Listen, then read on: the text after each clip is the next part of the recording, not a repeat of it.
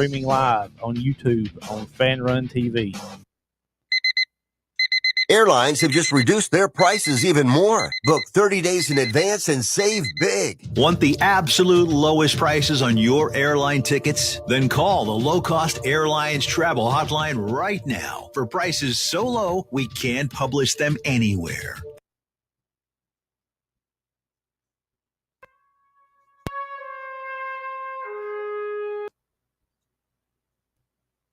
Anywhere in the world and pay discount prices on your airline tickets. Book a flight today to London, Paris, Madrid, or anywhere else you want to go and pay a lot less guaranteed. Call the International Travel Department right now at Low Cost Airlines. 800-631-1754. 800-631-1754. 800-631-1754. That's 800-631-1754.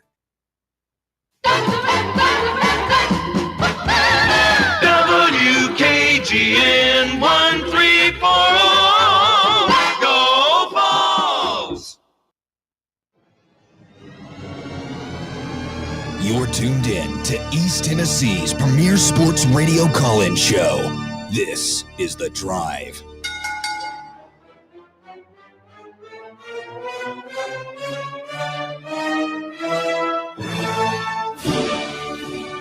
And hello, good afternoon, and welcome to another stellar edition of The Drive here on Fan Run Radio. Russell Smith punching the time clock at 3:01 on a Wednesday afternoon edition of the show. Thanks for being with us.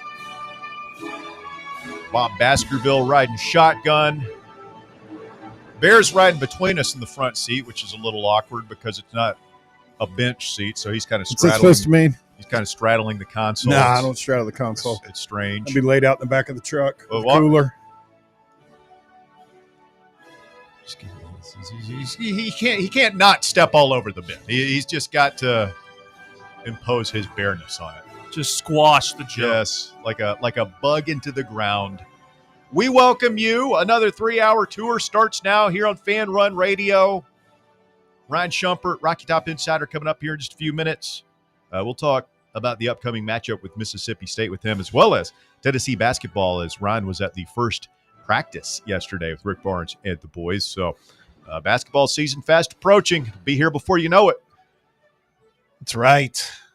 God, it feels good saying that. Bob Baskerville, I'm looking forward to basketball season. Like football season so far with Bob, it's been about what I expected. Very good. Really looking forward to that. You're a hoops junkie, for people who don't know. I do love it. Grew up in the hotbed in Indiana. So that's like Hoosiers was your life story. Oh. You were out there dribbling on a dirt patch, shooting at a rickety old wooden goal. Played in the rain, didn't matter. And I shed a tear when I watched Hoosiers the first time. Yeah? Yeah, I got a little misty. Because Bear's still never seen it. Well, that's his cross to bear. It's on the man. list of awesome things Bear hates, but he's never seen it. Wait, he hates it and has not watched it. Yeah, it's a whole thing. Yeah. That means he better never set foot into that state. The authorities umpiring? Oh, Darian DeVries from West Virginia. Oh, man. And Drake prior to that. Good coach.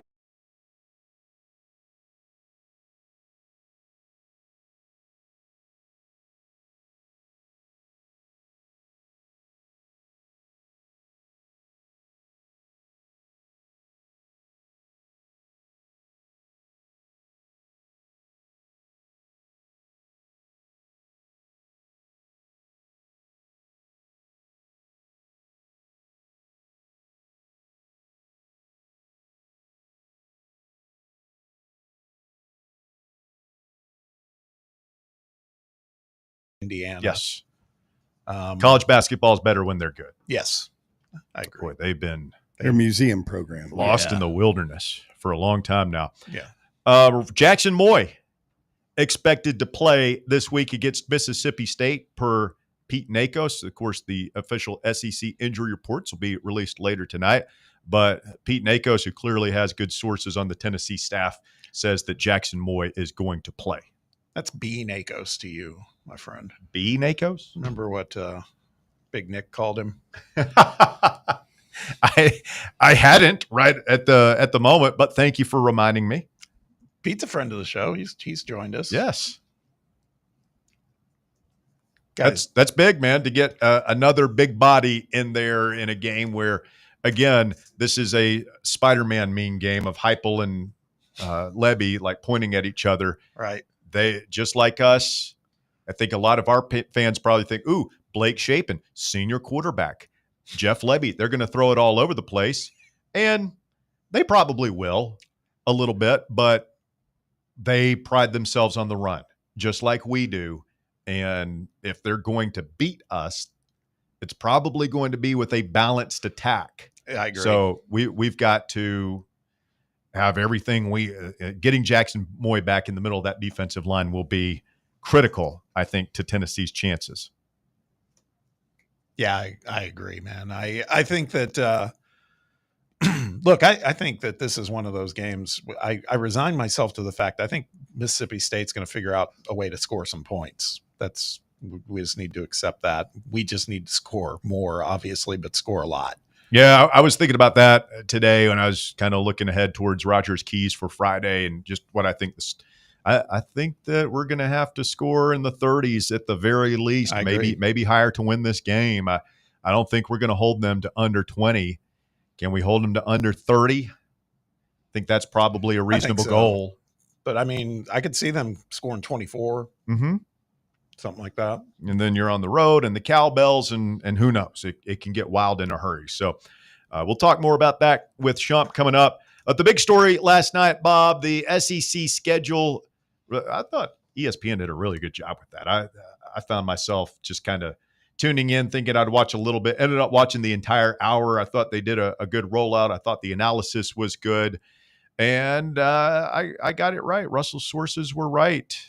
You know, there were a couple of people who responding to my tweet saying, no, you're wrong. It's going to be Missouri. It's going to be whatever. But, it's not my style to beat myself on the chest and say I told you so. So I won't do that. I did watch that part closely because there's nothing I would have loved more to do than see me fall on my face. Well, with the prediction. spoken like a guy who misreported stuff yesterday. So, second time in a couple of weeks. Hey, take it easy back there. I'm just You pointing it out, one man. saying you saw Belichick and Head on a you were swivel, done boys. Head on a making swivel. out. The one thing, though, that bothers me, and I was surprised. Did you notice? I think it's the 27 schedule. I don't have it in front of me. They have us at Missouri, Yes. not Missouri coming here. Yeah. Well, you knew that there were going to be a couple of those, just like, the 2020, we played A&M at home, and then we played them at home again in 2023 without a return trip. And you knew there were going to be a couple of those. I believe, and I'll pull it up here. Probably should already have this up, but I'll bring it up here for accuracy's sake. But Ole Miss comes here in 2027, so that will be the same thing. We have not played at Ole Miss in between the crazy Kiffin game in 2021 and going there in 2027. So, that kind of evens out. 2 consecutive trips to Missouri and 2 consecutive home games against Ole Miss. Yeah. Yeah, I noticed that, and I would much rather have that Ole Miss game here. It doesn't bother me as much to go on the road to Mizzou as it would down there. That's fair. And you're right. I don't think there's no such thing, in my opinion, as a home field advantage at Missouri. I mean, unless the weather's terrible, that's about it. Depends on when you go. Yeah, that's about it. So, you don't think there'll be better ones? I mean, they're enclosing their entire stadium, like we talked about a couple of days ago. They are bringing it up to par. It's still the flatlands, man. It's so cold there. Yeah, it's a different kind of cold, man. I mean, we've had some bad trips there. Yeah. Yeah. And Heupel also dropped a 60 burger there. Yeah, that was in 21, right? That was when we got that first taste of what the Heupel offense can do. I went to a movie that night because I was like, I don't want to watch that game. But then I started seeing the score. I was like, oh my God, what is happening? Yeah, I remember being not particularly excited because it just felt like Heupel's first year. It's whatever, man. Right. They're still learning, and there's quarterback uncertainty. And then we went up there and just slapped them around, made a sandwich in their kitchen, and threw the cheese wrapper on the floor. And thinking, okay, well, maybe that's a one-off thing, or that was the Steve Wilkes year for Mizzou's defense. They were historically bad. And then the next week we come out and did it again at home against South Carolina. And it was like, oh, Remember this Heupel guy can coach offense. Interesting. Here we go. I remember early on in the South Carolina game, there were a couple of plays where my jaw dropped open. The one touchdown they did some kind of I don't think we've ever seen it again. The play, but they kind of deep ball to Peyton on the backside coming where they pivot. They yeah. kind of did some weird thing in the backfield with like it almost looked option like, and then he just reared back and airmailed one right to him. That's the one thing that stands out to me about the schedule reveal, Bob. Just not only from Tennessee's standpoint, because I think a lot of Tennessee fans will just look at it and say, "Wow, what a hard schedule." They're all hard. Yeah. I mean, who would have thought that making just one extra game would make such a difference in Huge. strength of schedule? But I'm looking like nobody gets off easy. Nobody has a light schedule. That's true. That's what happens, man, in this conference. I think now we're going to get the feel. It's like we definitely felt this in basketball, right? Because you play everybody. And it's like, God, man, what a gauntlet. Football's tough, but you haven't had this chance to play some of these now what will be recurring opponents, you know? I think it's great, but yes, it's going to be difficult and it's going to be perpetually difficult. We might as well just accept it now. Yeah. Do you think we all got so fixated, everybody did, fans from all the universities, on who their permanent opponents were going to be? They really didn't stop to think you're still going to have to play 6 more Southeast, conference games. I thought it, but it didn't still didn't, Yeah, it right. didn't You saw sink it on until you paper. saw them. Yeah. It was a different level. Yeah. Yeah. Well, and credit Greg Sankey and the coaches. I think they probably did see that all along, and that's why they were dragging their feet on some of this, particularly when it comes to the playoff committee and strength of schedule figuring into their decisions. It was like, they knew that this was going to be the reaction. They were already having that reaction. They're like, wait, we'll do this. We're going to cannibalize each other, but we'll do this. We just got to make sure that you guys are going to take into account exactly how hard these schedules are going to be. Because as we discussed yesterday, I think the days of going undefeated are over in college football. I think it's going to be like the 2007 Patriots or the 72 Dolphins. Yes. Of like it's going to be a rarity, once in a blue moon type of thing. And the battle cry is going to be win 10 and you're in, win 9 and you should be fine. And that's how it's going to be. Like I just don't see Tennessee or anybody, as parity creeps into this conference even more so now. I don't see anybody going undefeated in these seasons. And I see a bunch of 9-3, 10-2 teams not only making it in, but having opportunities to win national championships in this new college football landscape we're entering. Got to come up with a rhyme for 11-1. 11-1, you're going to have some fun. 11-1, you're getting it done. 12-0, say it ain't so. I think that, I don't know I can't imagine how you could pull that off. I don't either. I mean, because after I saw Russell's tweet and I started looking at it, and then it's just brutal for everybody in the conference. So many subplots here from Texas and Arch Manning presumably coming in next year to LSU coming in next year. Will both most likely be breaking in new quarterbacks. Are they? Yeah, they're coming. Will Kentucky have the same coach? Will Auburn have the same coach? Will Alabama have the same coach? We'll probably have a little bit firmer idea on that after Saturday night. Mm-hmm. We'll go through it all this afternoon here on Fan Run Radio. It's going to be about peaking at the right time. You can go 9-3, and if you're peaking at the right time, you're going to have an excellent chance to Go deep. to go deep and win a championship. It's kind of like you guys realize the Braves. Where'd they end up? They've won 10 games in a row. Yeah. Over the last 10 games, the Braves haven't lost, have not committed an error, haven't scored fewer than 5 runs, haven't allowed more than 5 runs. No other team in Major League Baseball history has done that over a 10-game span. So they're the hottest ever team in baseball. For the past 10 games. From those metrics, they're still going to end up like, even if they win out, they're going to be like 4 or 5 games under 500. But it just goes to show, like I was talking with a buddy today, and it's like, do you think that if they had, I think it comes out to 1 win per month over a 7-month season, we'd get into the wild card. And if that happened, do you think the way they're playing right now, they could do damn? And I'm like, sure, because you're playing well right now. Look at what's happening to the Detroit Tigers. It was with the best team in baseball for a long portion of the season, just bottoming out right now.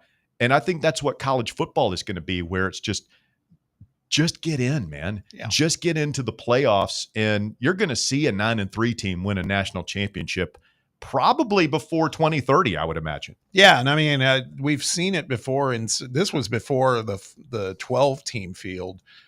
I remember watching. Do you remember when this was a few years back? It was back when Notre Dame was coached by, was it Charlie Weiss or I don't know, but they got smoked in the Fiesta Bowl by Oregon State.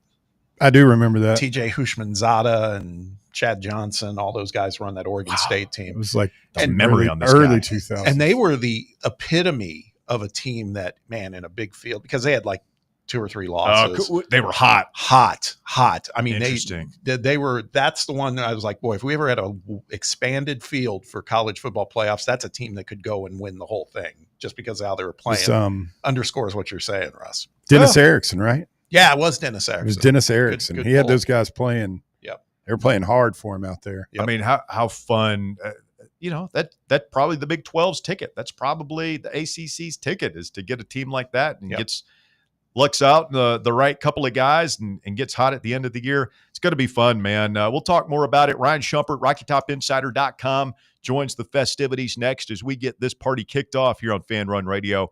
It is The Drive, and we're back with more right after this. The Drive. Follow us on Twitter or X or whatever they're calling it these days at Fox Sports Knox, Fox Sports Knoxville, Fan Run Radio.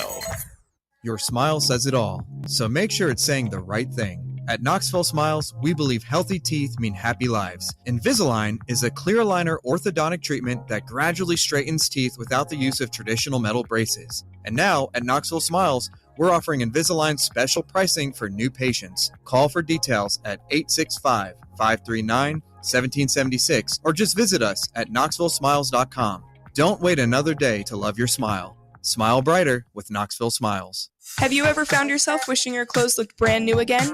Whether it's your favorite suit, that little black dress, or your comfy winter coat, Crown Cleaners can make it happen. From stubborn stains to delicate fabrics, the expert team at Crown Cleaners uses the latest cleaning technology to ensure your clothes come back looking and feeling fresh. Visit one of their 2 area locations, Kingston Pike on Bearden Hill or South North Shore Drive near Dunkin' Donuts. Online at crowncleaners.com. Crown Cleaners, a tradition of excellence. It's time for the North Knox Siding and Windows High School Football Player of the Week. Brought to you by North Knox Siding and Windows. Call 865-689-0505 or visit them online at northknoxsidingandwindows.com. This week's North Knox Siding and Windows High School Football Player of the Week is Halls High School's Dom Culp. The senior linebacker led the Red Devils to their first win of the season last week, 38-24 over William Blunt. Culp finished with 13 total tackles, including a sack, and also had 1 interception as Halls improved to 1-3 on the season. Halls High School's Dom Culp, this week's North Knox Siding and Windows High School Football Player of the Week. North Knox Siding and Windows, locally owned and operated. They can handle all your siding, window, gutter, and roofing needs. Call 865-689-0505 for a free estimate or go online to northknoxsidingandwindows.com. Ready to launch your career? Axle Logistics is a leading third-party logistics company where excellence is an energy. With an award-winning culture, Axle proves that positive outcomes come from a positive environment and a work hard, play hard mentality.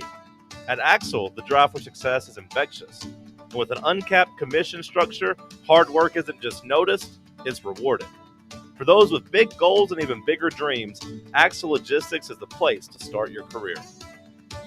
In a world filled with deadlines and screens, sometimes we forget the simple joys of life, days filled with special moments. At Inward Half, we understand the essence of these moments. Feel the difference between our breathable fabrics and flexible apparel as you disconnect from the hustle and bustle and reconnect with what truly matters.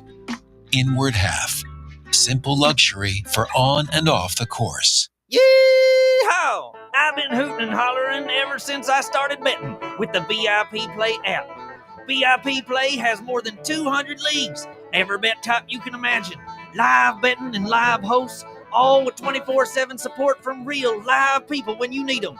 Start betting better with the VIP Play app today. Don't be a better, be a better with VIP Play today. Download VIP Play today or head to VIPPlayApp.com. Make sure you use the promo code FANRUN to take advantage of their welcome bonus and so they know that we sent you. Gambling problem? Call 1-800-8899-789. Must be 21 or older and located in Tennessee to bet. Good afternoon. A couple of accidents getting some attention out here as it starts to build to the north. I-75 passing Merchants Road.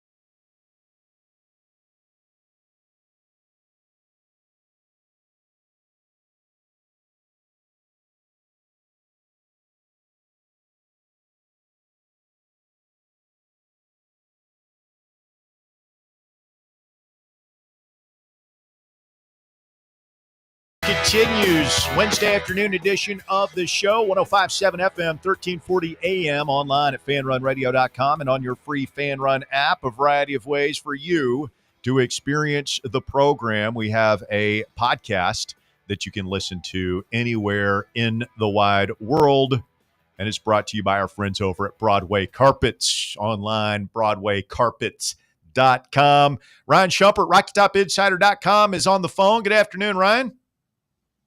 How you guys doing? Hey, man, we're doing well. Just getting ready for this Kiffin documentary coming up tonight on SEC Network. I was watching they posted like a 5-minute clip on YouTube. Of course, Baskerville's seen the whole thing because he's special, Shump, and he gets access to Ryan could see it. all the things. But it looks pretty good, man. I'm excited about it.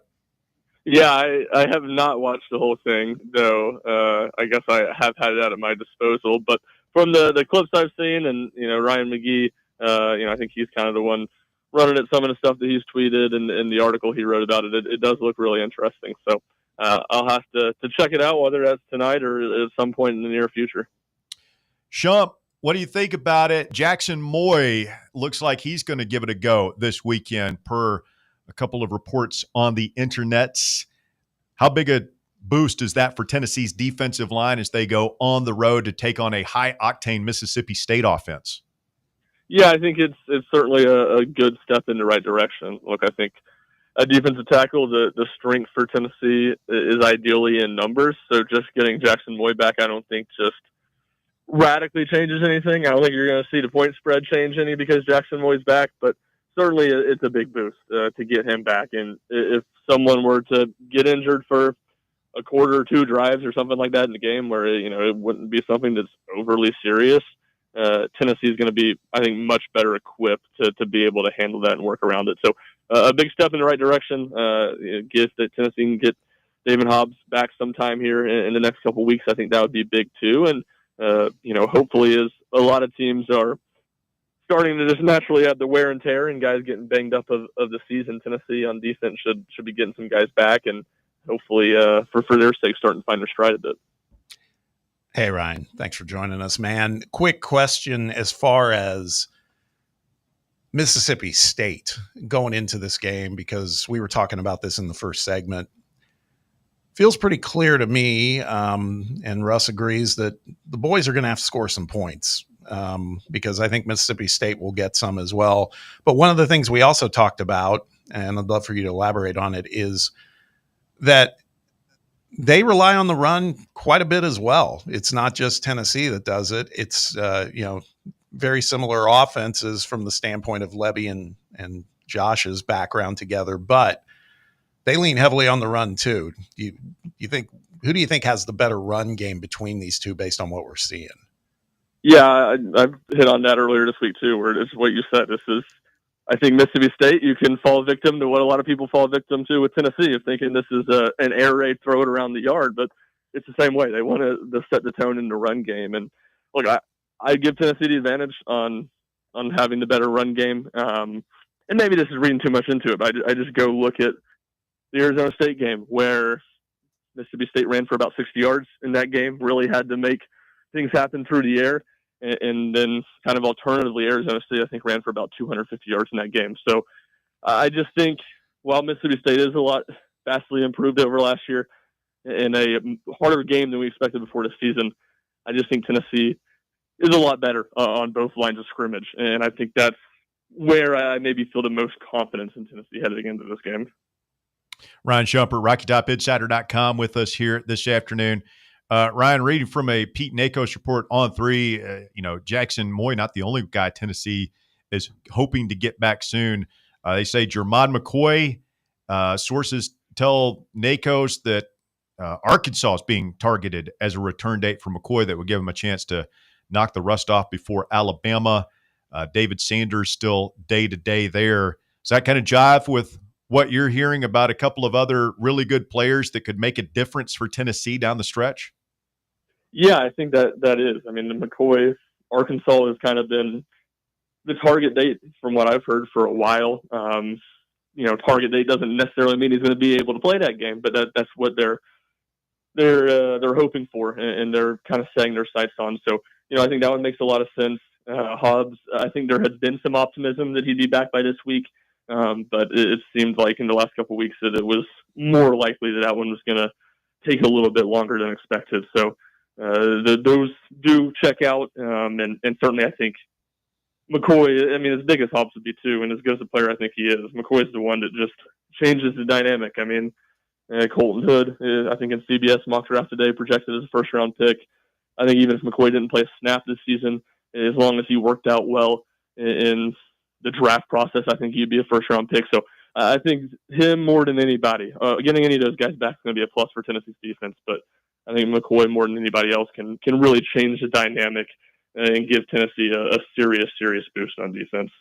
Guys, I saw that McCoy thing, and that was kind of that. You talk about some ambivalent feelings there. On one hand, I was like, oh, that's kind of cool. But on the other hand, it's like, oh, I was kind of depending on him and Gibson being a pair of lockdown corners next year. I don't know, Bob. How do we process that as Tennessee fans? Man, I'd love to see him come back and, look at it and maybe think, okay, if I get a good season in here, then I can go higher, project higher in the draft. But I don't know if it works. I wonder if do you think a guy like that looks at what happened at McCoy and it's like, you know what? I'm just going to go ahead and get. I'm going to go ahead and get while the getting's good, and who knows what I could tear my ACL working out in the summer like Jermod did, and I'm just going to go ahead and try and cash in while I can. I thought he still had a first-round grade. I saw that this week, McCoy, even if he doesn't play. Well, that's down this year. Like if he had tried to go out last year, like they probably wouldn't have been first round. Well, no, because he, obviously tore his knee out. But I think the thing with any of these guys is just if you got a first round grade, I don't think anybody's really turning that down. Yeah. Maybe in a rare case, a quarterback, when a good year can make you a lock to go into top 5. But I think most of those guys, that if you're projected to go in the first round, you're going to go ahead and go. And as far as I understand too, from some stuff that I've read, I think this is considered a weaker corner draft, which obviously would lend towards it maybe being harder to improve stock next year than it would be in some other cases. Hey, Ryan, we talked a little bit about the schedule release coming out for the SEC games for the coming seasons. Russ had his insider connections bear fruit. He kind of predicted these based on what he was hearing, what these games were going to look like for 2026. It's no big deal. Just kind of, yeah, write about things. Yeah, it's Richard G. West. yes. But I just want to get your take because, man, I look at this home schedule in 2026 and I'm like, I don't know, man. This could be one where Danny White's coming back asking for even higher ticket prices because it is loaded in Neyland. Could be. Yeah. He's probably writing up those invoices right now as we speak. Yeah. With a big grin on his face. That was one of the first things I think I texted with somebody is that Danny's got to regret having already raised the ticket prices. If he would have waited, he probably could have bumped them a little bit more. So, no, I mean, I think that's what stands out. Like, that's just a pretty incredible home slate, and kind of falling off that with some harder away slates and softer home slates in 27. I think it sets up for even year Vols to continue. Those have been the best years for Josh Heupel at Tennessee, and the schedule has been a part of that in the old format. So we'll see if Tennessee can buck that trend this year, but just looking at the way the schedule unfolds, it's going to be a tough schedule every year. That's the nature of a 9-game SEC slate, but and it's really hard to project to even 27, let alone 28 and 29. But just the caliber of programs that you typically think of, some of those even year slates look a little bit more manageable than the odd years. Ryan Shumpert, RockyTopInsider.com is our guest here this afternoon. All right, Shump, you had a chance to go visit with Richard Dale Barnes and the basketball program yesterday as preseason practice officially gets underway on campus. What did you learn about the Hoops Vols yesterday afternoon? Yeah, I think, two things that stand out just from some stuff we hadn't seen. One, just the health status. The team's pretty healthy, which is, I think, a good sign after they were pretty banged up to end the summer, frankly, and had a lot of guys sidelined. Nothing overly serious, but precautionary stuff.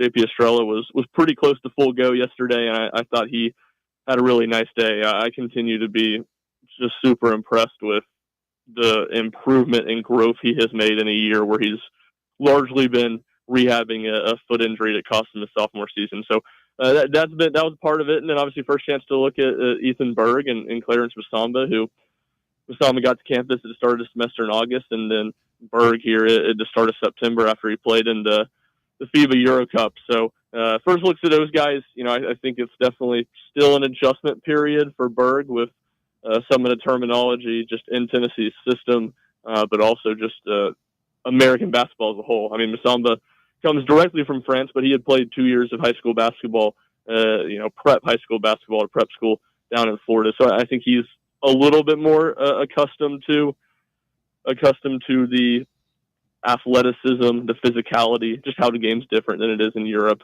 But at the same time, I think Berg, being a guy that's older, is a little bit more developed as a player, has a little bit more skill to his game at this point. So I'll be curious. Neither of those guys just blew me away or anything yesterday, but I'll be curious next time we watch practice, whether that be a couple weeks down the road, to see as Berg gets a little bit more comfortable, the growth he has made in the first month or so that he's been in Knoxville. Saw a piece you dropped on RTI today regarding Jacoby Gillespie, and I wanted to get your take on this because I noticed one of the excerpts from that was talking about leadership, and it's one thing that we've talked about here is who's going to emerge as we've been really fortunate the past couple of years between Santi and Josiah 2 seasons ago, and then last year, of course, Zakai and Jahmai. Like who is the face of this team? Not necessarily a talent wise, but just the guy who everybody's going to look to as the leader. And it sounds like Jacoby might want to try to take that on. Would you agree? Well, I think it's a challenge for him. I think Tennessee would like him to take that on. And I was actually the one that asked Jacoby those questions because I'm with you. I think that's one of the bigger question marks about this team. That the two best players on it are Nathan Mint and Jacoby Gillespie.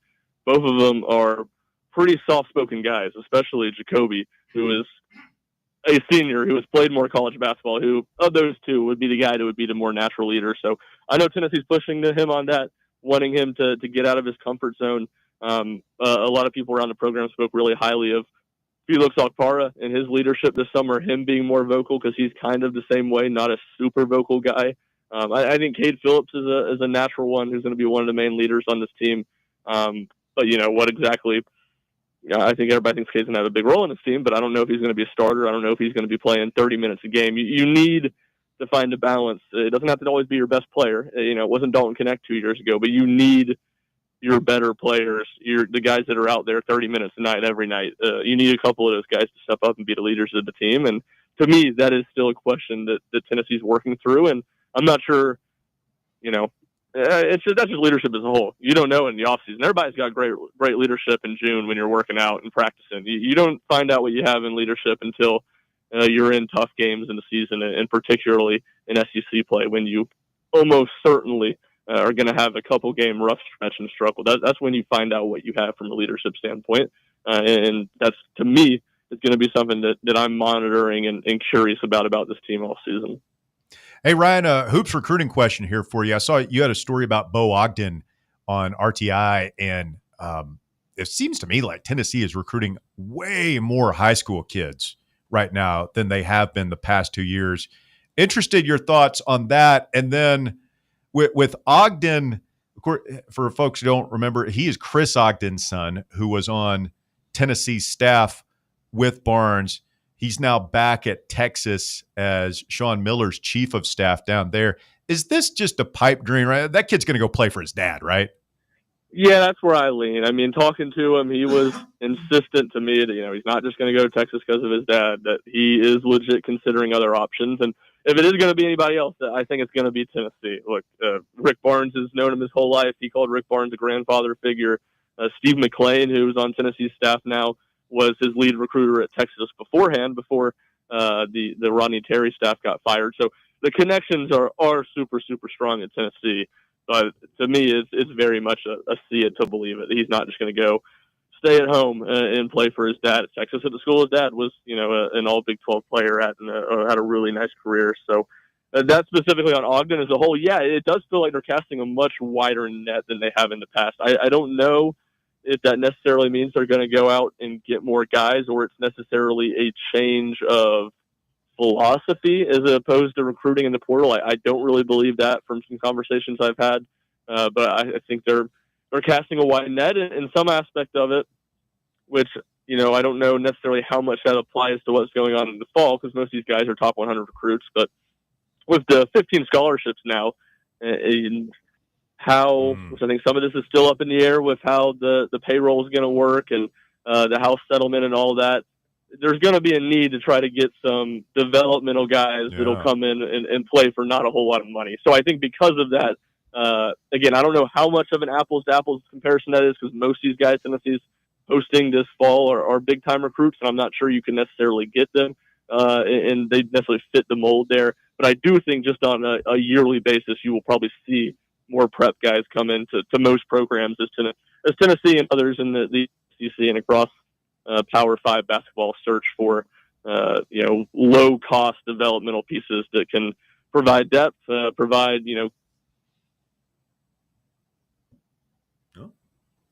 Ryan, you there? Ryan cut out on us. Yeah, you got me? Oh, there he is. Yeah. We got you. But, yeah, I was just wrapping up that point. But just, occasionally some of those developmental type guys, you can hit yourself up. We got the Gremlins, I guess, on the board here this afternoon. I think we're wrapping up anyway. Bob, you got anything else for him? I think I hear him there. Is he there, Ryan? No. My question for him was going to be, and we've talked about this, but who's he handicapping? It's very early, but who's going to be the 2 guard on this team? That's the major question, right? I've been able to hear you all the whole time. Okay, well, answer my question then. Darn it! Yeah, well, I just didn't want to go. I just didn't want to dive into it if you couldn't hear me. But go ahead, man. I just cut off again.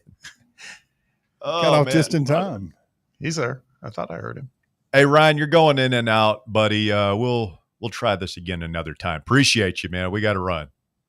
All right, sounds good. I'll see you guys. Thank you, Ryan Shumpert. Yeah, of course that worked. God, I wanted that answer. Bob reamed him there. Well, can I tell you what I think Ryan Shumpert was going to say? Sure. It remains up in the air. No decisions have been made. There's a lot of opportunity there.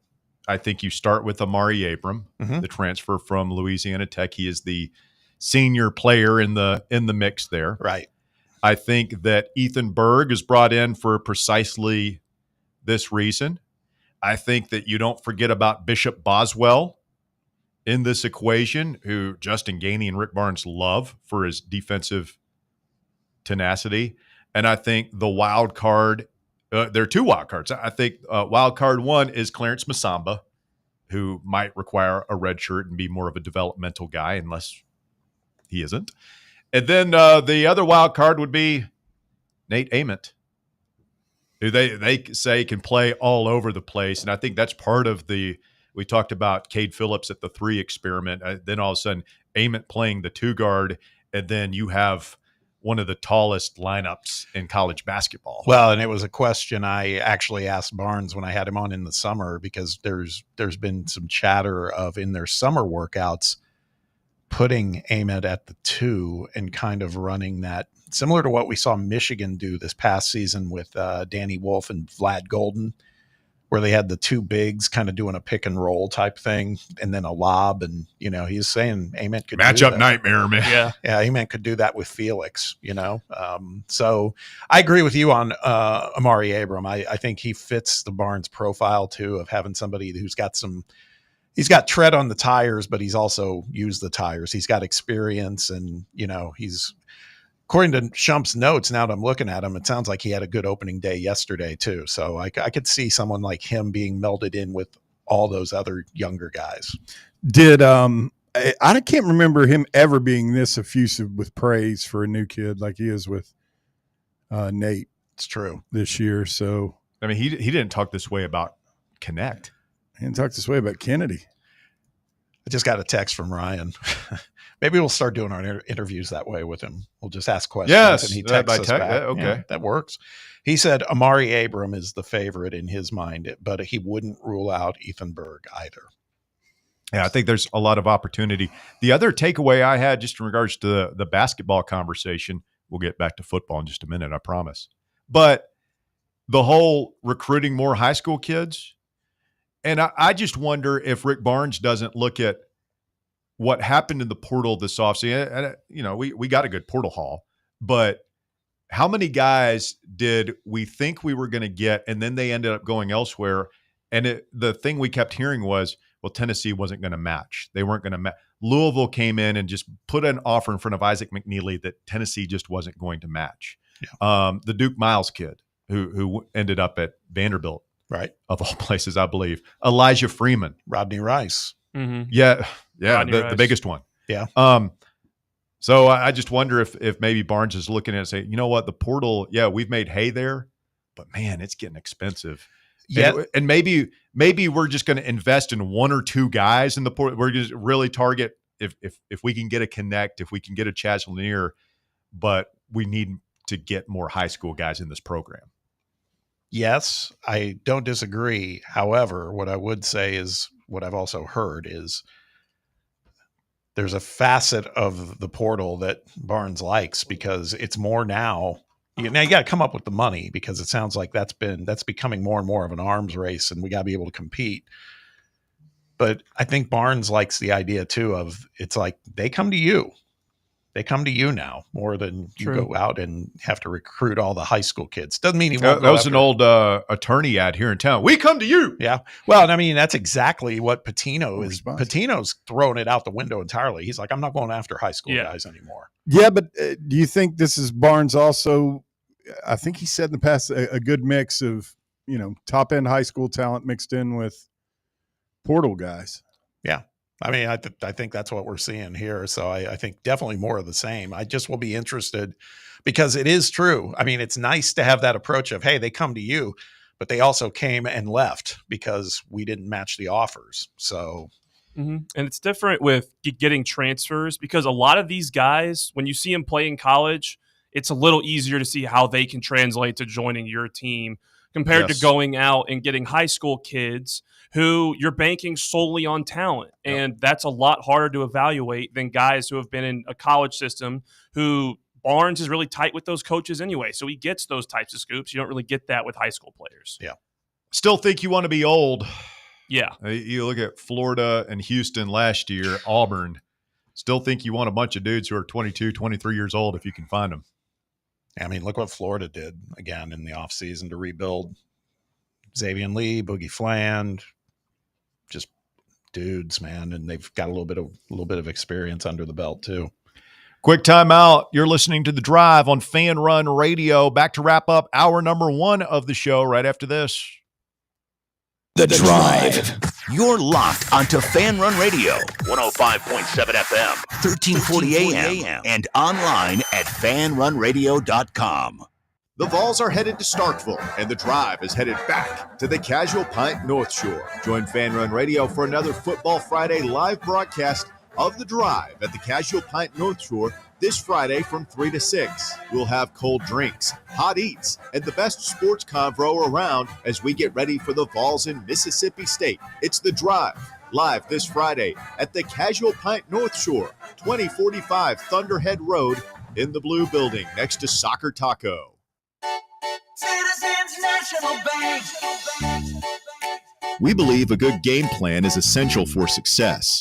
With a CNB Plus Perks checking account, you'll save money with cell phone protection, roadside assistance, identity theft protection, and more. Banking at CNB has its perks. Find out more at cnbtn.com. Citizens National Bank. Banking never felt so good. Member FDIC. The number one problem we see at our clinic is delaying treatment. ED can get worse. Book your appointment right now. Call 865-544-8220. Prefer privacy? Book online in under 30 seconds at menspronknoxville.com. At our clinics, men's sexual health is the whole job. Look, I'm a normal guy too. I hate going to the doctor, but we've helped so many guys in here just like you. Even if pills have failed, our medical team is going to take the time to talk you through it. Same day in-house lab, and the treatments, well, they could change your life. Your local medical team has your back. ED, performance, Peyronie's, size and shape modeling. We tailor what works for you. I'll get to the point. Can you imagine epic performance and epic sex? Yeah, I said it. A stronger you is closer than you think. We're available right now. Call 865-544-8220 or book in 30 seconds or less at menspronknoxville.com. Men's Pro Knoxville, making it happen. Rickard Ridge Barbecue, located in beautiful Cove Lake State Park. Rickard Ridge is home of the best ribs in the Volunteer State. Smoked daily by Pitmaster Mark Rickard. The barbecue at Rickard Ridge is mouth-watering, fall-off-the-bone delicious. Take the scenic drive up I-75 to exit 134 for directions and to look at the rest of the menu. Visit Rickard Ridge online at rickardridgebbq.com. Hey Knoxville! Surfside iced tea and vodka, made with real brewed tea, is only 100 calories, 2 grams of sugar, with no bubbles and no troubles. That's right, zero carbonation, so it's easy to sip and enjoy. Headed to a game day or party at a friend's house? Bring an iced tea or lemonade variety pack from Surfside, or try their green tea and new raspberry tea vodka. Find the can with the sunset stripes this season. Surfside iced tea and vodka, sold at bars, restaurants, and stores near you. Surfside iced tea and vodka, sunshine in a can. Must be 21 or older. Enjoy responsibly. Good afternoon. Traffic's building pretty good right now. Southbound Alcoa Highway.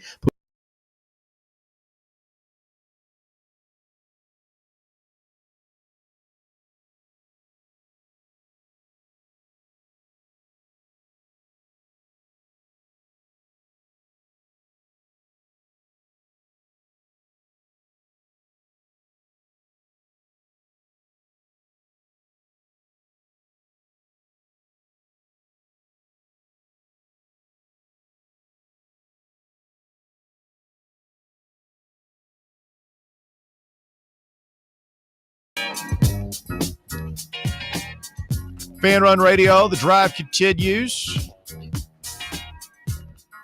Wrapping up hour number 1 of the show here this afternoon. Big news in music land. Luke Combs set to play Neyland next year in May.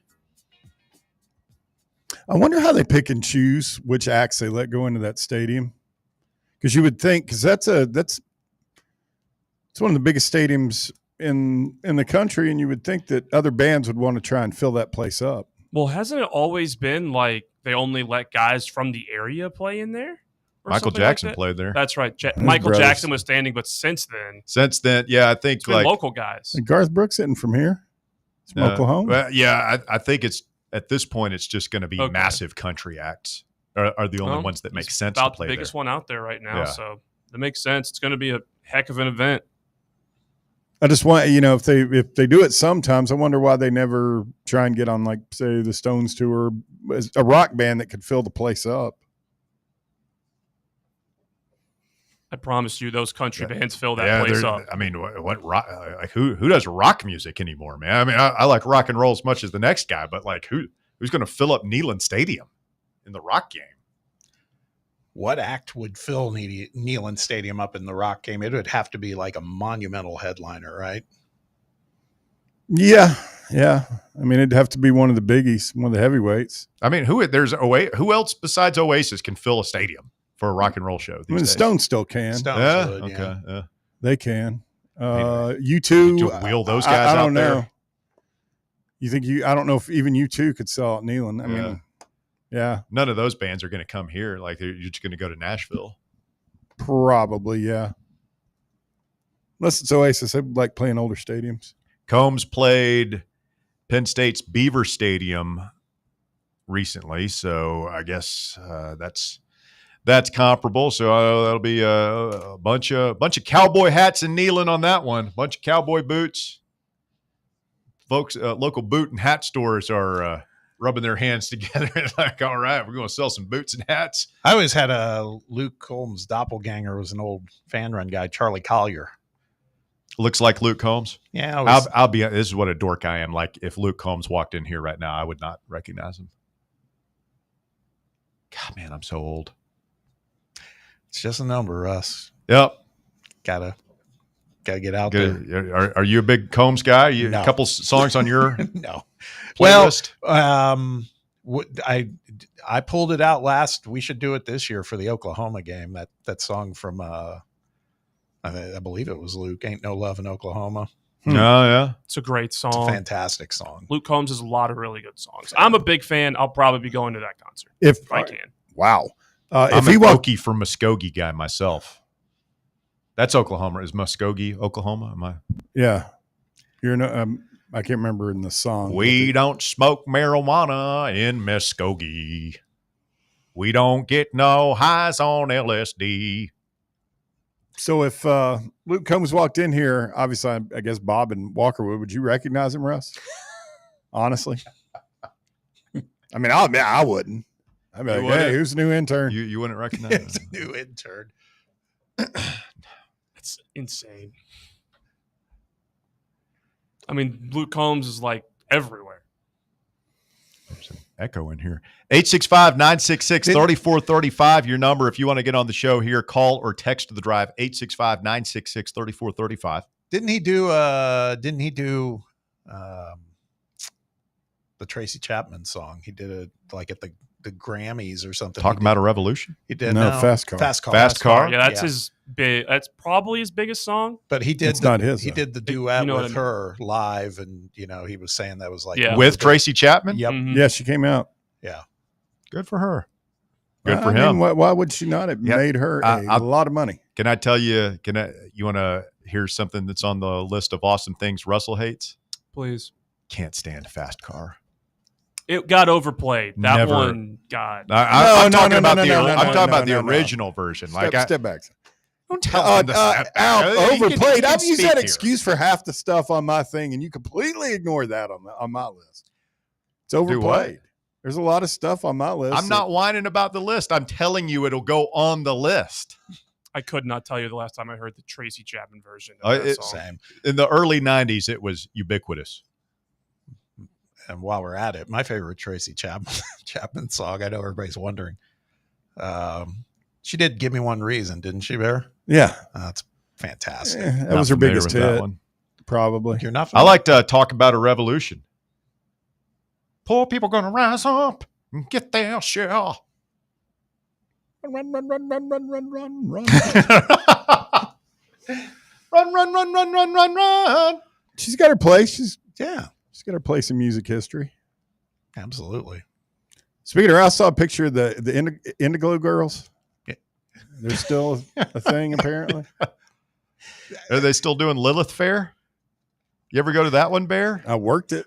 I'm not going to lie. Your Birkenstocks? No. I'm not going to lie. I remember listening it was in LA, and Woody Harrelson was on a morning show as a guest, and he was like, you got to check out the Indigo Girls, man. They're awesome. So I checked them out, and I was like, I bought their CD. I was like, pretty good, man. Not going to go to one of their shows, but. Yeah, I worked a little affair. Melissa Etheridge play? I can't remember. I have seen Melissa Etheridge. She's good. Who else was a Lilith Fair staple? Sarah McLachlan, maybe? Sarah McLachlan. Yeah. Cat Power, maybe? Tori Amos. Oh, yeah. Absolutely. Oh, like Tori and Natalie Merchant. I've directed performance by Tori Amos. Really? On TV, yeah. Tori Amos story?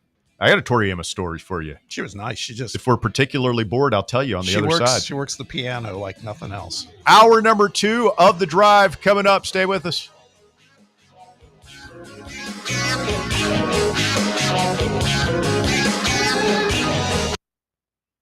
The Drive. It's football time at Tennessee, so crack open a cold beer that doesn't fumble the flavor. Garage Beer is 100% beer-flavored beer. No gimmicks, just cold beer. Built for bonfires, backyards, and beating Bama. Garage Beer is proud to be brewed right here in the Volunteer State. So pick up a 12-pack today and look for The Drive celebrating Football Fridays at select Garage Beer headquarters around town this fall. American-owned, Tennessee-brewed Garage Beer. 100% beer-flavored beer. Hi, I'm Bo Kregner from the Kregner Group.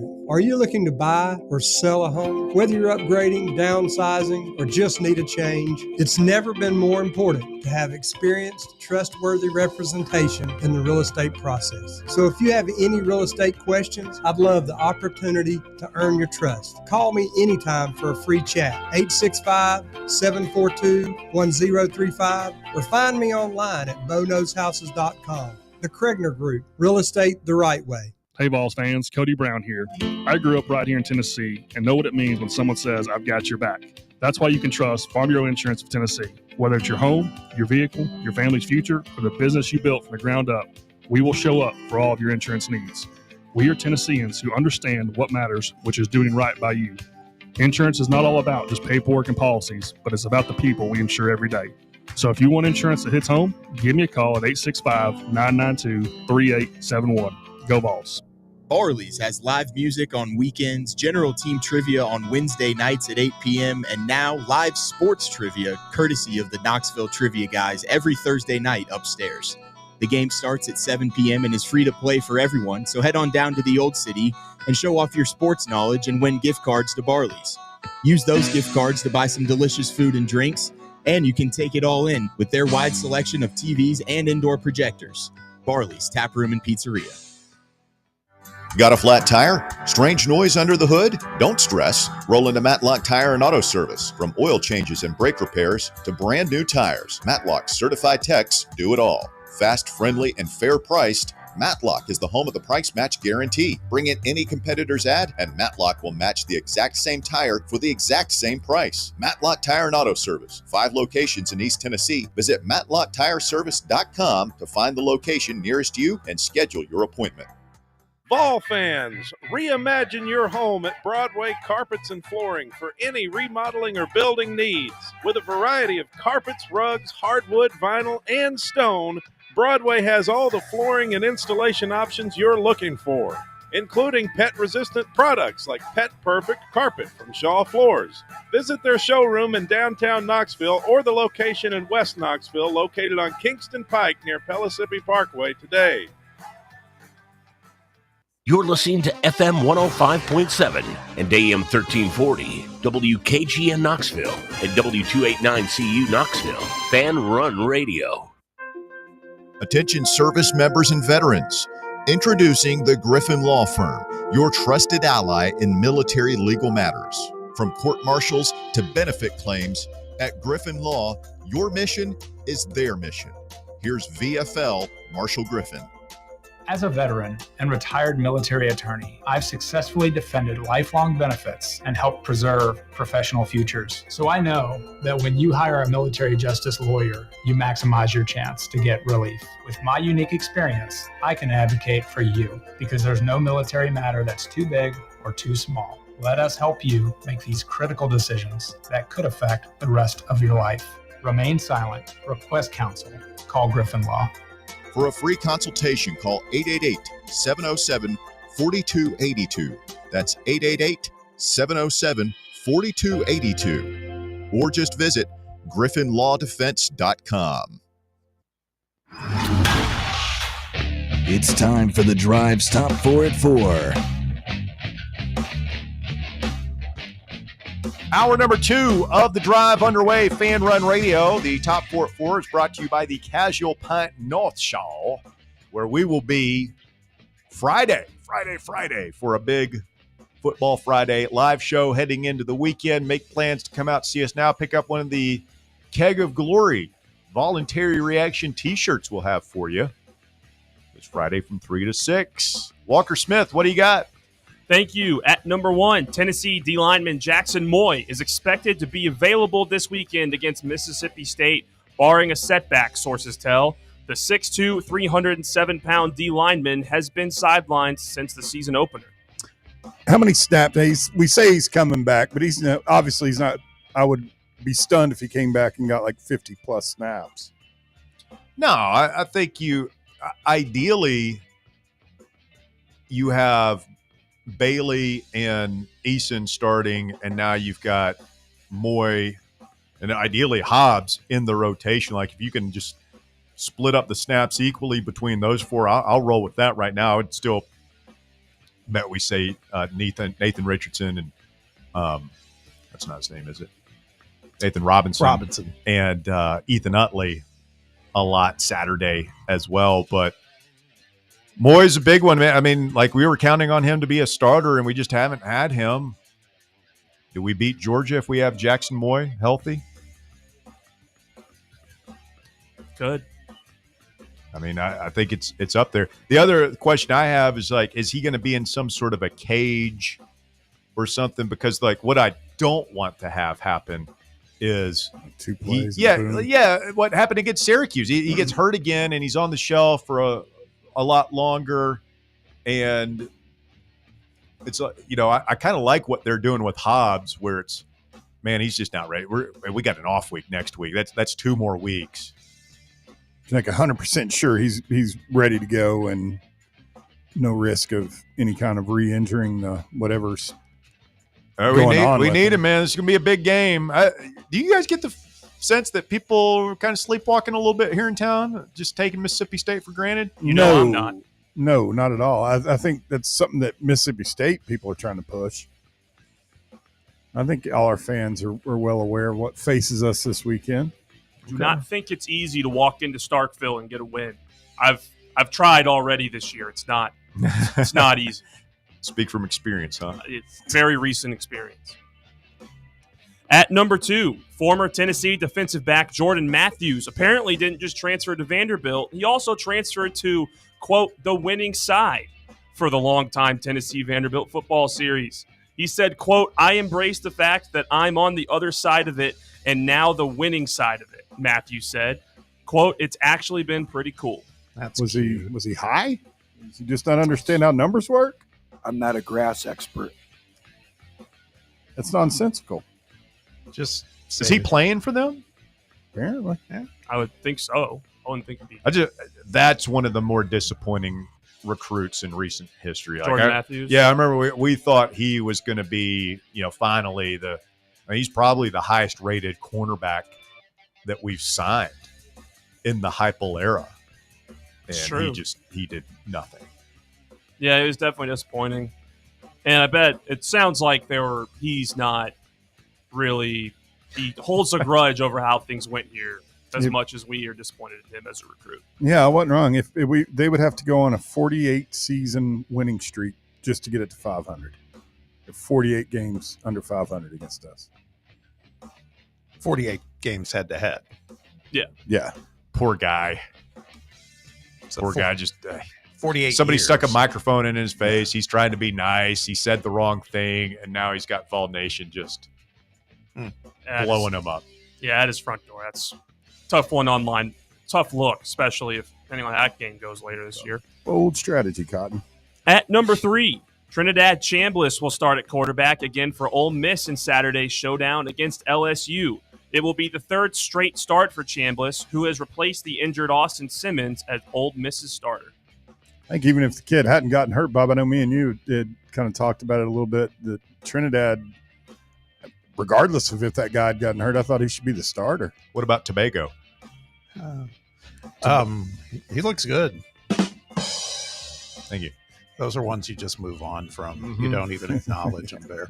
No, I think he's looked great. Seems like it's like that offense is made for him, So Austin Simmons might be revving up the transfer machine here. Is Chambliss, is he a true freshman? No, he transferred from Ferris State.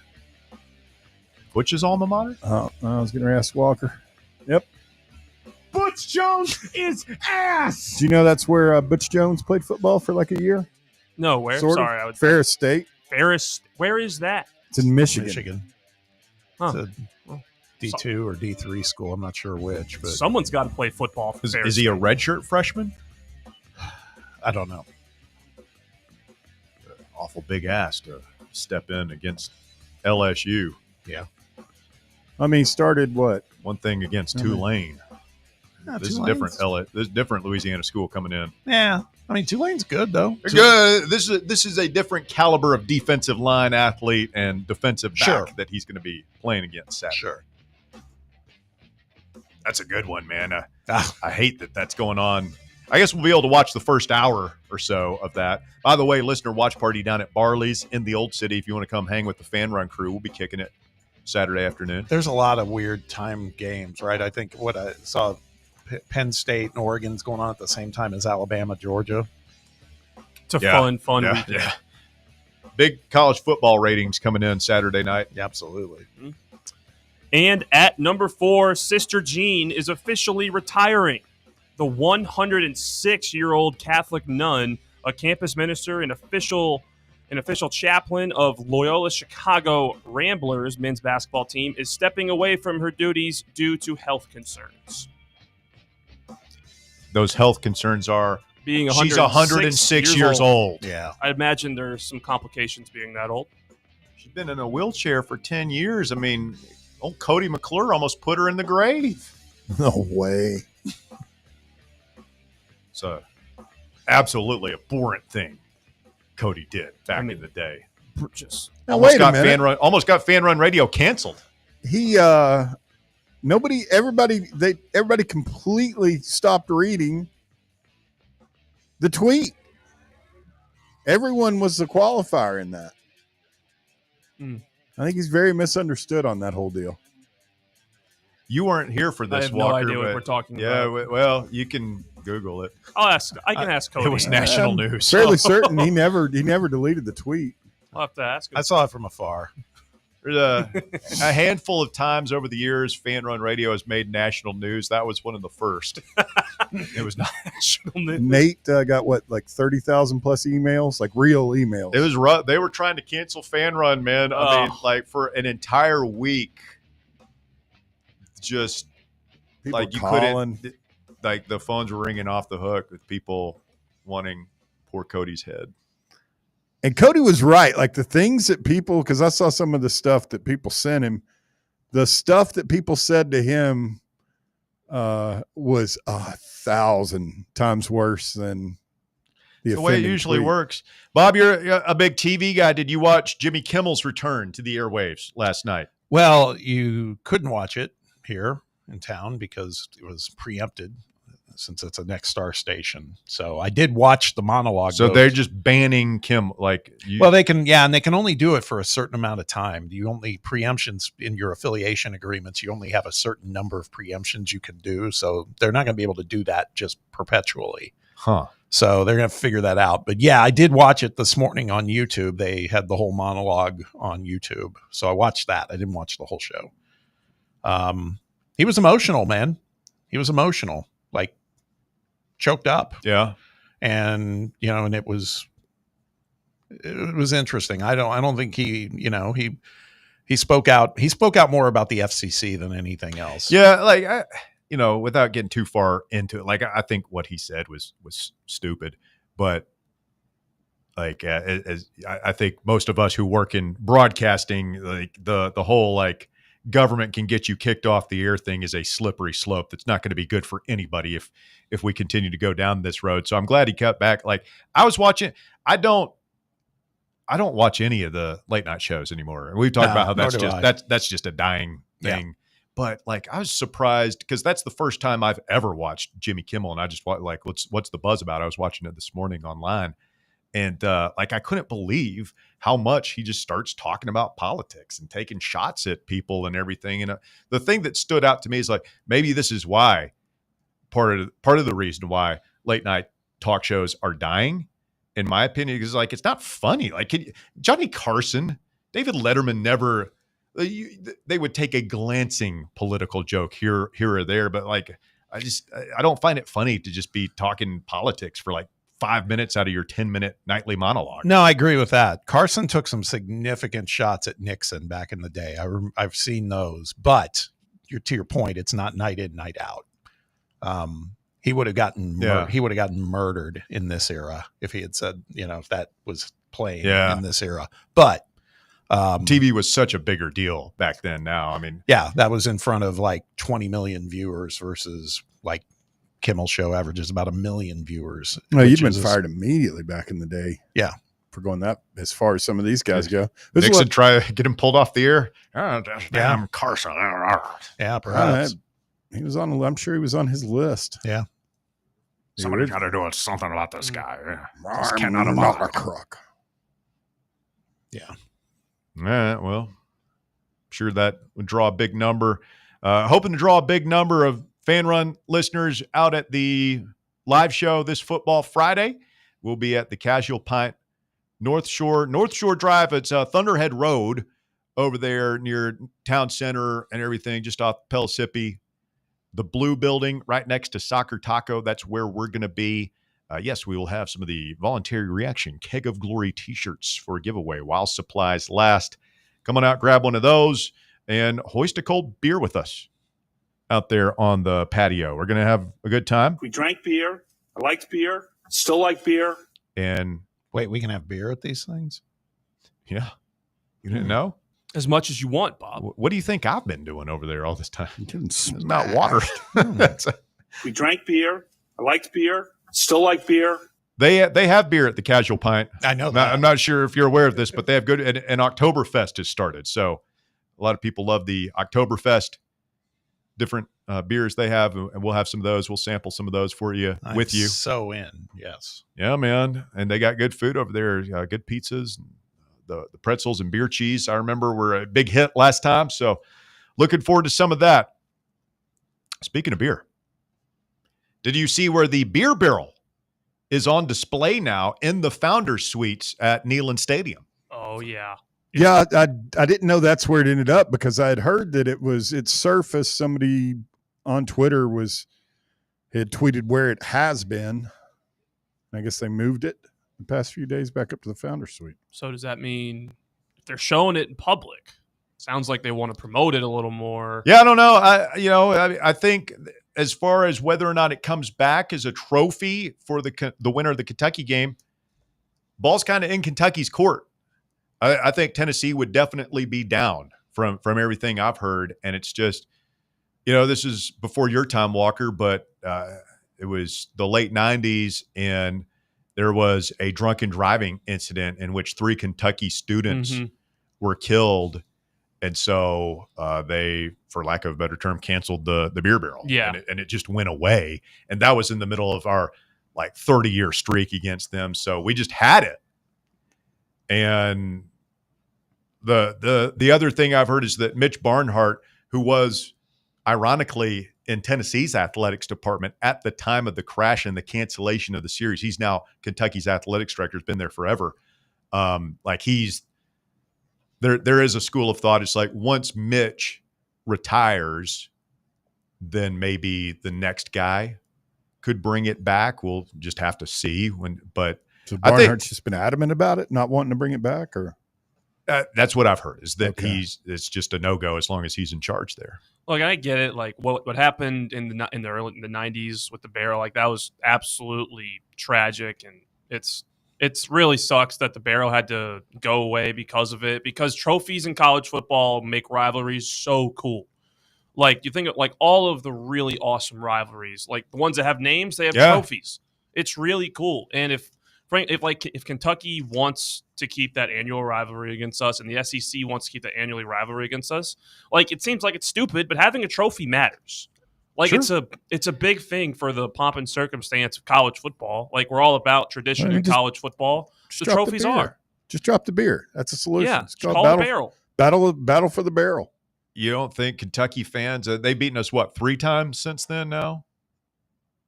2012, 2017, and 2020. You don't think they would have loved to run out there at that barrel? Oh, Matt Jones probably would have. They'd had a parade with that thing, or bringing it down the street up there in Lexington somewhere. Yeah, and like it's only a win-win for those fans, because if they could just be like, we have it for a long time, be like, we're a basketball school. What would they do if we took it up there next month when we go up there to play? It's just hanging out on our sideline. Yeah, we just put it on the sideline, and if we win, we parade it around. If they win, they can come over and grab it. That's one of the coolest things in sports is it Minnesota that has the axe? Yeah, Paul Bunyan's axe. Yep. And like when they win, whoever doesn't have, they sprint. The team sprints and gets that axe and starts running it around the stadium. Mm-hmm. And it's an impressive axe. Texas, Oklahoma, they have the golden cowboy hat that all the players pass around and wear around off the field. Like, I'm trying to think of the Big Ten rivalry that has Floyd of Rosedale, which is a pig. That's the award. It's a big statue. I want to say it's Minnesota, and so it might be Minnesota, Iowa, or something like that. Coming up, we're going to go down to Mississippi and talk to Sam Sklar of the Clarion Ledger. He covers Mississippi State. The Bulldogs 4-0 for the first time since 2014. Jeff Lebby and the Bulldogs riding high coming into this one. We'll talk about what's gone right so far for Mississippi State when we continue next right here on Fan Run Radio. The Drive. Catch up with all things Fan Run by subscribing to our podcast feed. Like, rate, and download the show from the Fan Run app or wherever you get your podcasts. Bankruptcy, divorce, personal injury. These are just some of the curveballs life can throw at you.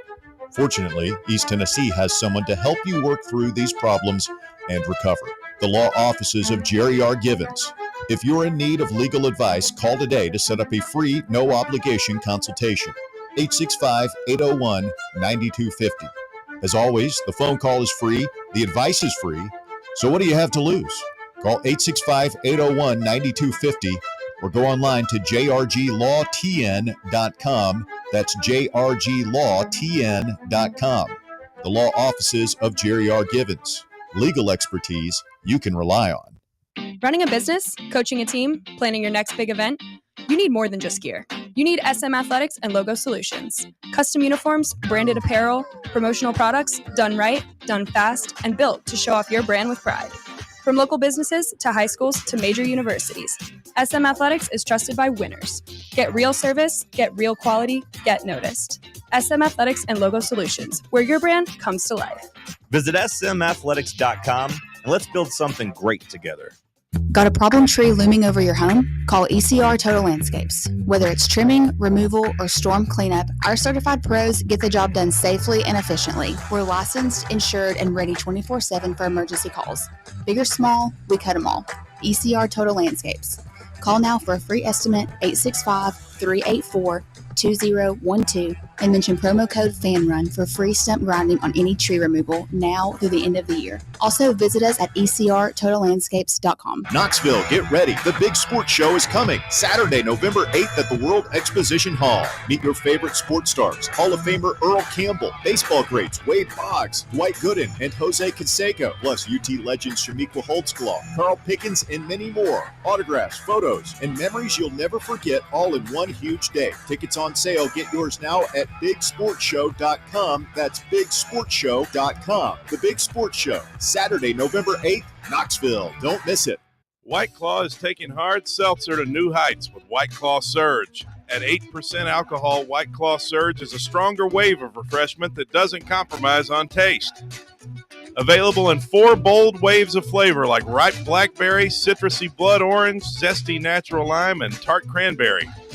Check out your favorite retailer in-store and online for the White Claw Surge Variety 12-pack and 16-ounce single-serve cans. White Claw Surge. Please drink responsibly. Are you tired of waiting on interest rates to drop before you start saving money? I'm Chris Burleson with University Lending Group, and I've got a better way. With a traditional closed-end mortgage, most of your payment goes straight to interest, not your balance. But with my Smart Loan, every deposit you make cuts your principal immediately and reduces interest in real time. On average, my clients pay off their mortgage in just 7 years. Call me today at 865-388-7634 or visit smartloantn.com and let's turn your income into financial freedom. NMLS number 332941. Blackford Veterinary Surgery Referral specializes in surgeries not regularly performed by your pet's general veterinarian. They're currently accepting referrals from vets all across the country. With their newly renovated state-of-the-art surgery center and highly trained staff, clients can rely on professional and thorough care. If your vet says that your pet needs surgery or rehab, ask for a referral to Blackford Vet and let them get your best friend back on its feet. Located conveniently in West Knoxville. For more information, visit blackfordvetsurgery.com. Good afternoon. It's starting to crank up.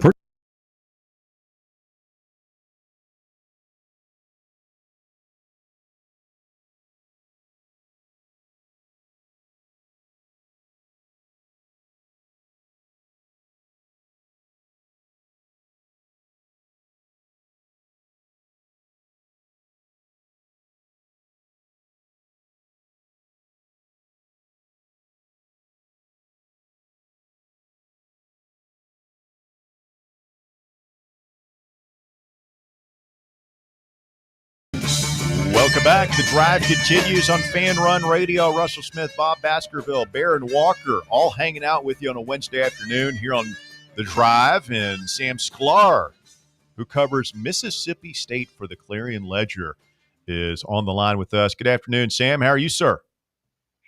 Good. Thanks for having me, guys. I think I'm excited for this weekend. There's so many loaded games in the SEC. I feel like this was one of them. And if this game were taking place on any other week, more people would maybe be talking about it nationally, but it's still pretty interesting to me.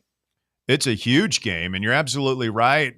On the larger national scale, like it's going to get lost in the shuffle, right? Everybody's going to be watching that Ole Miss LSU game and getting ready for Bama and Georgia. But fans in Knoxville and Starkville will be very much zeroed in on what's happening at Davis Wade Stadium.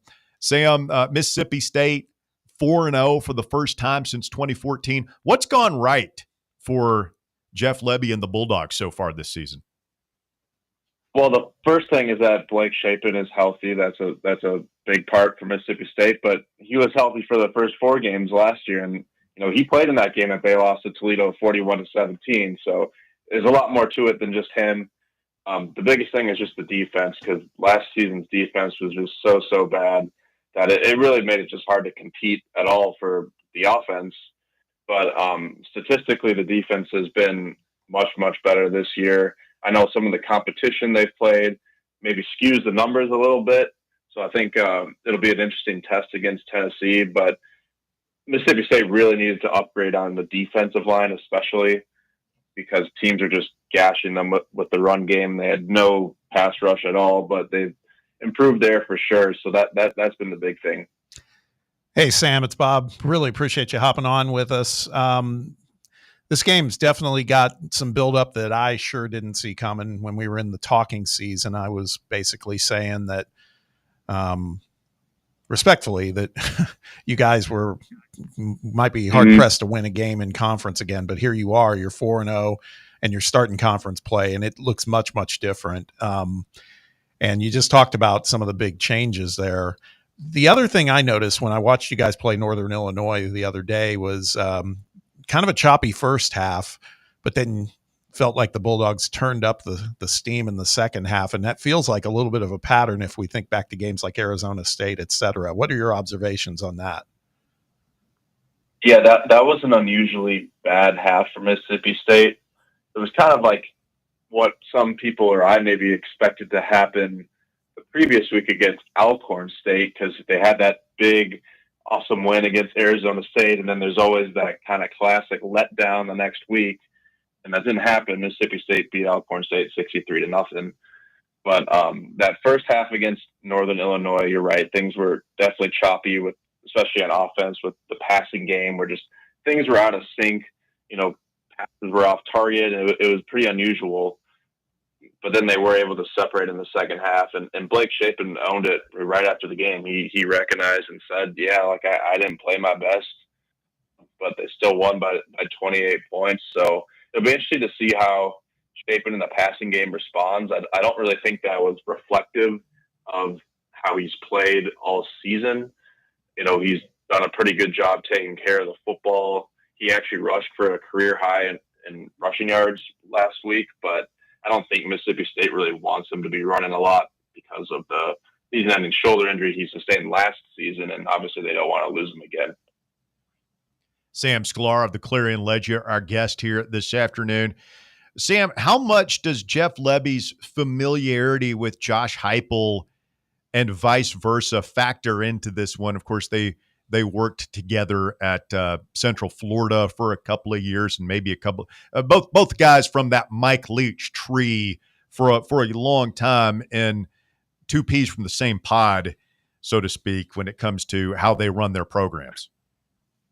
Yeah, I think it's just that you'll see pretty similar offense from Mississippi State to what Tennessee likes to do with Josh Heupel. There's the tempo aspect of it. Mississippi State wants to run the ball and is really good when it does successfully run the ball with Fluff Bothwell and Devon Booth, but then also likes pushing the ball downfield and taking deep shots. Brennan Thompson, he's the guy who scored the game-winning touchdown against Arizona State. It's hard to verify, but some people claim that he's the fastest player in college football. I don't know if it's true or not, but he's definitely fast is one thing. So he's kind of been their deep threat target guy. He was a transfer from Oklahoma. So Mississippi State lost a lot of production really at wide receiver with Mario Craver now at Texas A&M, and he leads the SEC in receiving yards. Kevin Coleman, last season's leading receivers, now at Missouri. But they've been pretty fine just without those guys, with Brennan Thompson and then Anthony Evans as their other top receiver. One thing I think that you talk about similarities, we can relate on this, but it looks like you guys with Mississippi State have the penalties bug.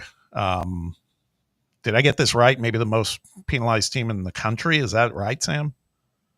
Second most, yeah. Second most, tied for second most. And that kind of goes back to also that choppy first half that they had against Northern Illinois. And it's a lot of procedural penalties, false starts, illegal formation, things like that. And it hasn't been costly yet, but that when you start playing better teams in the SEC, like, you're going to have to pay for those. So that's definitely something I'm watching this week, is if they can clean up those penalty problems.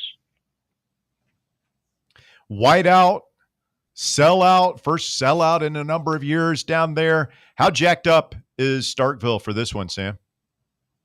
Yeah, extremely. The Arizona State game was a really awesome atmosphere. That wasn't a sellout, but they hyped it up, and the fans really stayed the whole time and made it a really raucous environment. They've done $9 million in renovations to Davis Wade Stadium since last season. With a lot of it was really just kind of catching up to the things that you guys are maybe used to at Neyland Stadium, with the LED lights and the light show and the fireworks and all that. Mississippi State has finally caught up in that regard. And so it makes for a pretty good environment, as you guys are probably familiar with at Tennessee.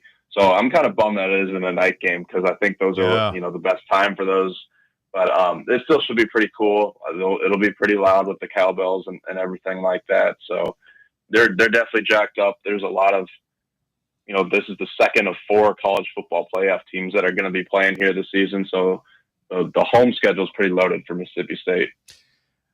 I do a podcast on the weekend, Sam, and we were fortunate to have Coach Lebby on this past weekend. And one of the things he talked about was obviously you've doubled your win total from last season. You're up to 4 wins already. And was just asking what does success look like? Of course, you want to win as many games as possible. And he said, coach speak, we're used to it with Josh Heupel too. Like, we haven't played our best game yet, and that's what you want to hear. But from a fan base perspective, what do you think the expectations are for this team at this point? What would success look like from the standpoint for a team that went 2-10 last season? Is it just, get to a point where you win 6-7 games at least, get bowl eligible? Is that considered, will that be considered good progress so that the fan base is not necessarily chirping a little bit about Jeff Lebby as a coach? Yeah, I think that getting to a bowl game now feels like a realistic expectation at this point. Mississippi State plays 8 straight conference games to close the season. Their schedule is pretty brutal, but they play, Arkansas and Florida. So those are 2 teams who maybe will make coaching changes by the time Mississippi State plays them. So maybe those games feel a little bit more winnable than they did before the season. But like the preseason win total and the betting odds was 3.5. They've already surpassed that. It would definitely be a bummer if Mississippi State does not win a conference game, because that would mean they'd lose 8 consecutive games from this point on. So I think fans, getting that Arizona State win was kind of reassuring of, okay, we actually maybe can compete and not necessarily be at the top of the SEC, but not be the same pushover that Mississippi State kind of was last season. So I think that fans have now kind of readjusted. I think they were cautiously optimistic that things would be better this season, but it was kind of, you just had to see it to believe it. And, they're 4-0, so you can't really do a whole lot better than what they've done. So I think at this point, Mississippi State can get 2 conference wins to get to a bowl game. That would be a good step in the right direction. Sam Sklar, the Clarion Ledger Mississippi State beat writer, with us here this afternoon. Sam, it wasn't too long ago that Dan Mullen had Mississippi State number 1 in the nation for a couple of weeks with Dak Prescott down there. Mullen was available a couple of years ago. Was there any talk about maybe trying to reunite with Dan Mullen in Starkville? Obviously, they didn't want him to leave when he did. It didn't go well for him at Florida, and we've seen all these coaches, go back. Randy Edsall, Greg Schiano. I'm sure there are a couple of others. Was there any talk about maybe trying to get the band back together down there? Yeah, I know that was something definitely circulating throughout the fan base of trying to, get the good old times rolling that Mississippi State had. I'm not so sure about whether or not those conversations really happened. Zach Selman, the athletic director, came over from Oklahoma, so he had the ties with Jeff Lebby already. So it kind of just made sense at that point. So I'm not so sure that how serious it might have been at the time that could have happened. We always like to check in on former Vols when they transfer out to opponent schools. You guys have one in Jalen Smith. Looks like statistically pretty good season so far for him, but can you elaborate on, you're seeing it more firsthand than us. I mean, how prominent as a player on the defensive side is Jalen Smith for you guys? Jalen Smith he's technically not a starter for Mississippi State. He's playing, middle linebacker behind Nick Mitchell, who's been with the program for 5 years through all the different coaching changes. So just a veteran guy, but Jalen Smith definitely does play a lot and is absolutely part of the rotation. I believe he's 3rd or 4th on the team right now in tackles, if I remember. So he's definitely, a key player on the team. I wouldn't say that he's been like a star, but he's been a pretty solid player for Mississippi State. So this is another guy, as the defense has been kind of revamped from a personnel standpoint, because they actually never fired any of the defensive assistant coaches from last year's defense. So it was mostly revamping the personnel, and he was one of their key acquisitions.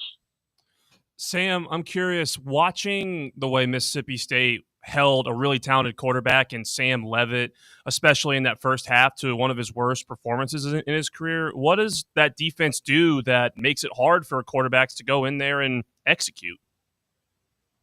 Yeah, he was not very good in that game at all. And now, to be fair, Arizona State did rush for 250 yards, so I think that eventually they kind of just got away from throwing the ball unless they needed to.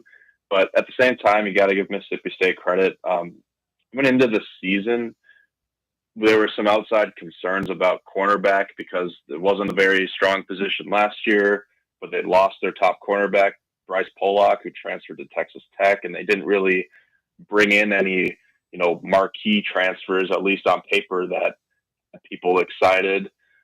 But that the cornerback group has, been really impressive, actually. So, credit to them. I think some of the numbers are a little bit skewed just based off of the opponents they've played, like Southern Miss, Alcorn State, and Northern Illinois.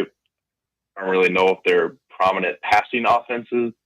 So that's kind of why I'm curious to see how they fare against Tennessee and Joey Aguilar and the wide receivers they have. But Kelly Jones, he's number one, he's their top cornerback. He's a long, lengthy guy, 6'4", plays cornerback. He's been their number one guy. So I think he'll probably match up with Tennessee's top wide receiver. And so that'll be a really interesting matchup to watch. Interesting indeed. Sam, really appreciate the time this afternoon. Anything else that you find pertinent to the conversation that maybe we didn't ask about, or that just something you're looking forward to watching this weekend, Tennessee and Mississippi State? Let's see. I think I got to just give some love to Fluff Bothwell. I know everyone, a lot of people in college football like him because of his name, but he's been really awesome for Mississippi State. And he, the irony is that his name is not really true to his playing style. He's a really physical runner, a guy he's big and likes to, run over people. So he's pretty fun to watch. I would keep an eye on him and to watch on Saturday. We were just talking earlier in the show, basketball practice season has begun, and I don't know how immersed. I know last year when you'd come on my show, you talked basketball. Is there, I was just looking at the team. I mean, you guys had a, solid team last year. Josh Hubbard, I see, is coming back, but is it kind of new personnel pretty much beyond Josh?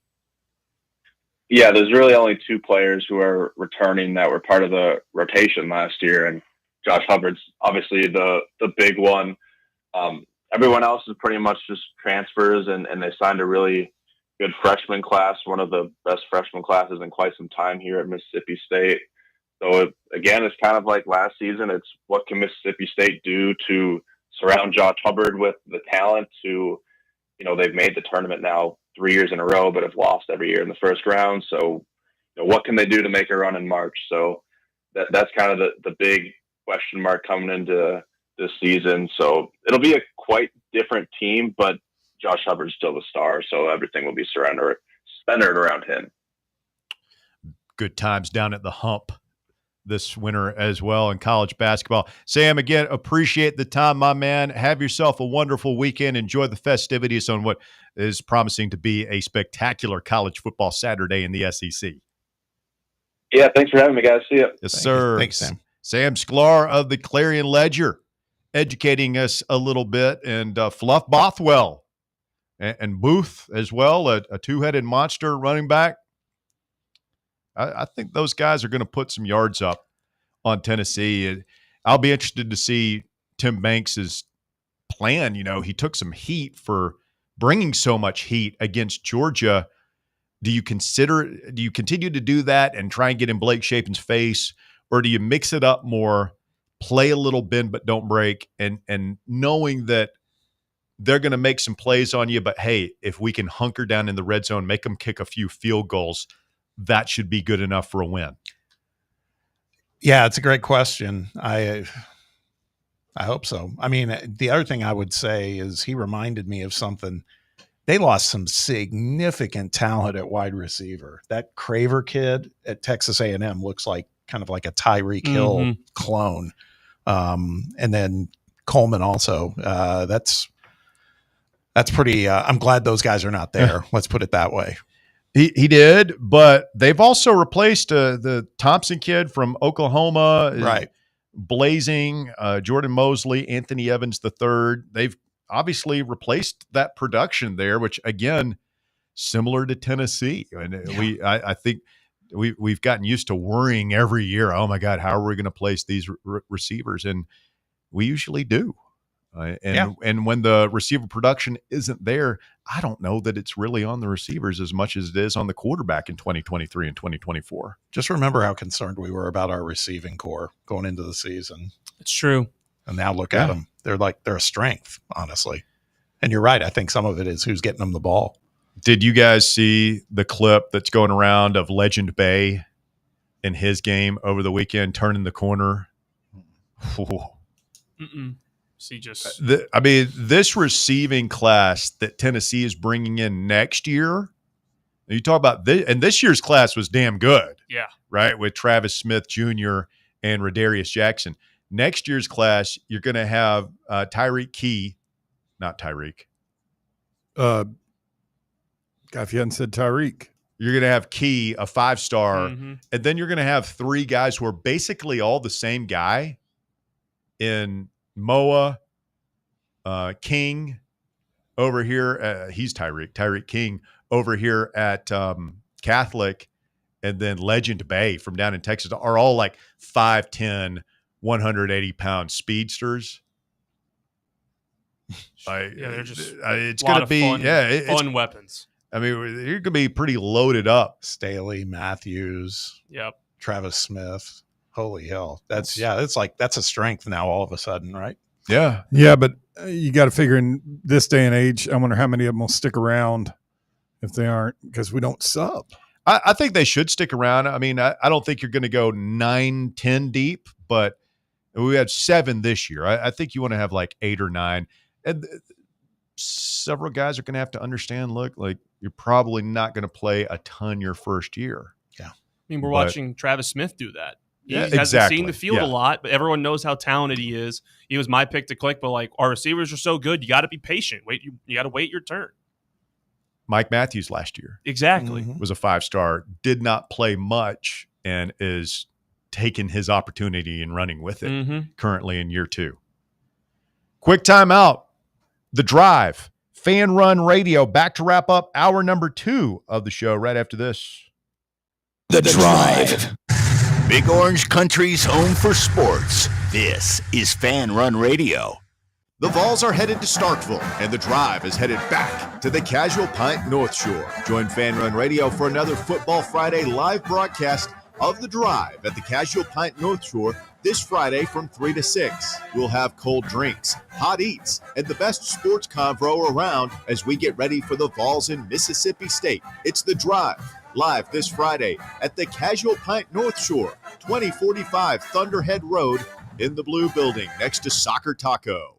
Hi, I'm Jessica Lodge. I'm one of the hygienists here at Knoxville Smiles. If your children are having sleep or behavioral issues, we have things we can do in modern dentistry that can help not just with their dental health, but also their overall health. Early intervention is the key for younger patients and can avoid costly procedures later in life. If you'd like to learn more, give us a call here at the office and schedule an appointment. 865-539-1776. Or just book online at KnoxvilleSmiles.com. Smile brighter with Knoxville Smiles. With over 60 years of experience in the industry, Merritt Garage Doors has a wealth of expertise in commercial overhead doors in the East Tennessee area. Merritt offers a wide range of door styles like sectionals, rolling steel, high speed, and sheet doors. They also supply and install a wide range of dock equipment. If your business is in need of overhead doors, no matter the type, look no further than Merritt Garage Door, Knoxville's best and most trusted overhead door company. Contact them anytime for a free estimate at 865-933-5319 or online at merrittgaragedoor.com.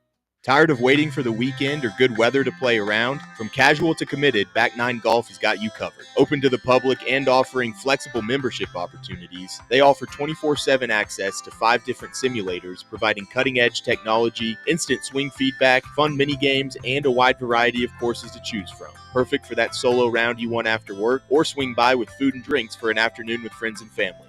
No stressful tee times, no rain delays. It's Back Nine Golf your way. Book your tee time now at theback9golf.com. Today, we raise a glass of Jameson Irish whiskey to the sport of football. Hear, hear! To Gaelic football, born in Ireland in 1885 in its thrilling blend of soccer, rugby and basketball. On a massive field, 15 players kick or hand pass a round ball to score points over a bar or into a net. No pads, no helmet, no sense. Hear, hear! To college football, which kicked off in 1869 when Rutgers beat Princeton 6-4 in the Battle of New Jersey. With 11 players and helmets and pads, teams battle on a 100-yard gridiron with explosive pass plays and hard-hitting tackles. Unless you're called for targeting. Hear, hear! Since 1780, Jameson Irish whiskey has been enjoyed by sports fans all around the globe. Whether your football is Gaelic, American, or even soccer, we can all agree on super smooth Jameson Irish whiskey. Hear, hear! Good afternoon. A couple of wrecks still being attended to out here in West Knoxville. Busy as expected right now. Alcoa Highway, especially going southbound. It's building pretty good, passing UT Medical Center, headed on out into the Blount County area. It's pretty busy on Broadway right now, going outbound.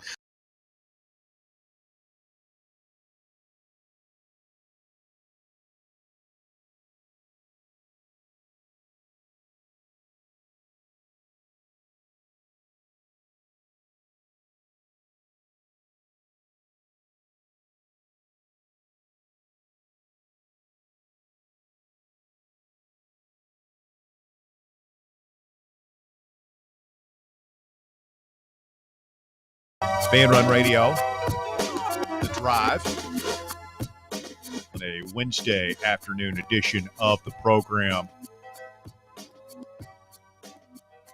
Andy on the text box says Metallica could fill Neyland Stadium. Are they still playing shows? Yeah. They played Lane Stadium in Blacksburg. Oh, Metallica's out there. Not long ago. Yeah. Yeah. Like the, I didn't know they were what's still with the playing Patriot? shows. Oh, that's cute. Metallica still doing it. I'm happy they're still doing it. I'm happy they're still doing it. They what Jason Newsted's response to their old bass player to being sellouts is, yeah, we sell out every single night of the year, everywhere we play. They had one year where they did like 340 shows in one year. They played this, I think, like late spring, early summer. They played Nashville at Titans Stadium. Yeah. Have you seen the new? When's the last time you've been to a stadium show concert? Who, me?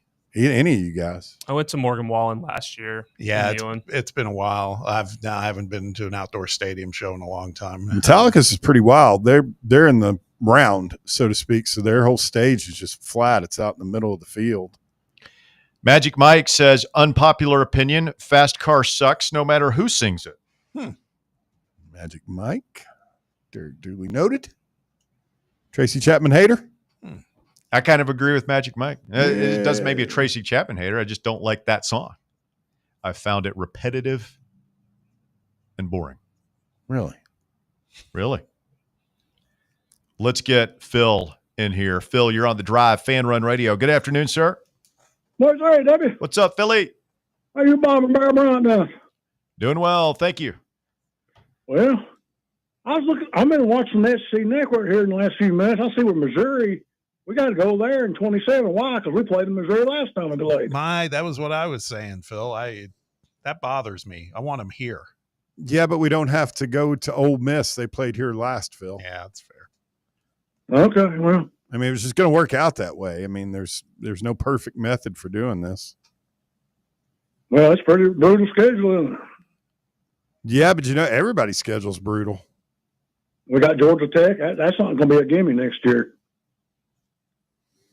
No, it's not. They'll have a new quarterback. Haynes King completes his 27th season there.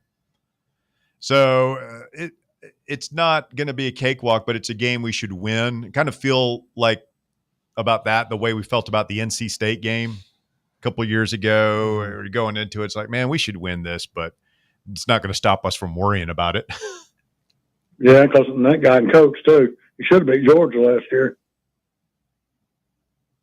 They did the same thing we did to give it away.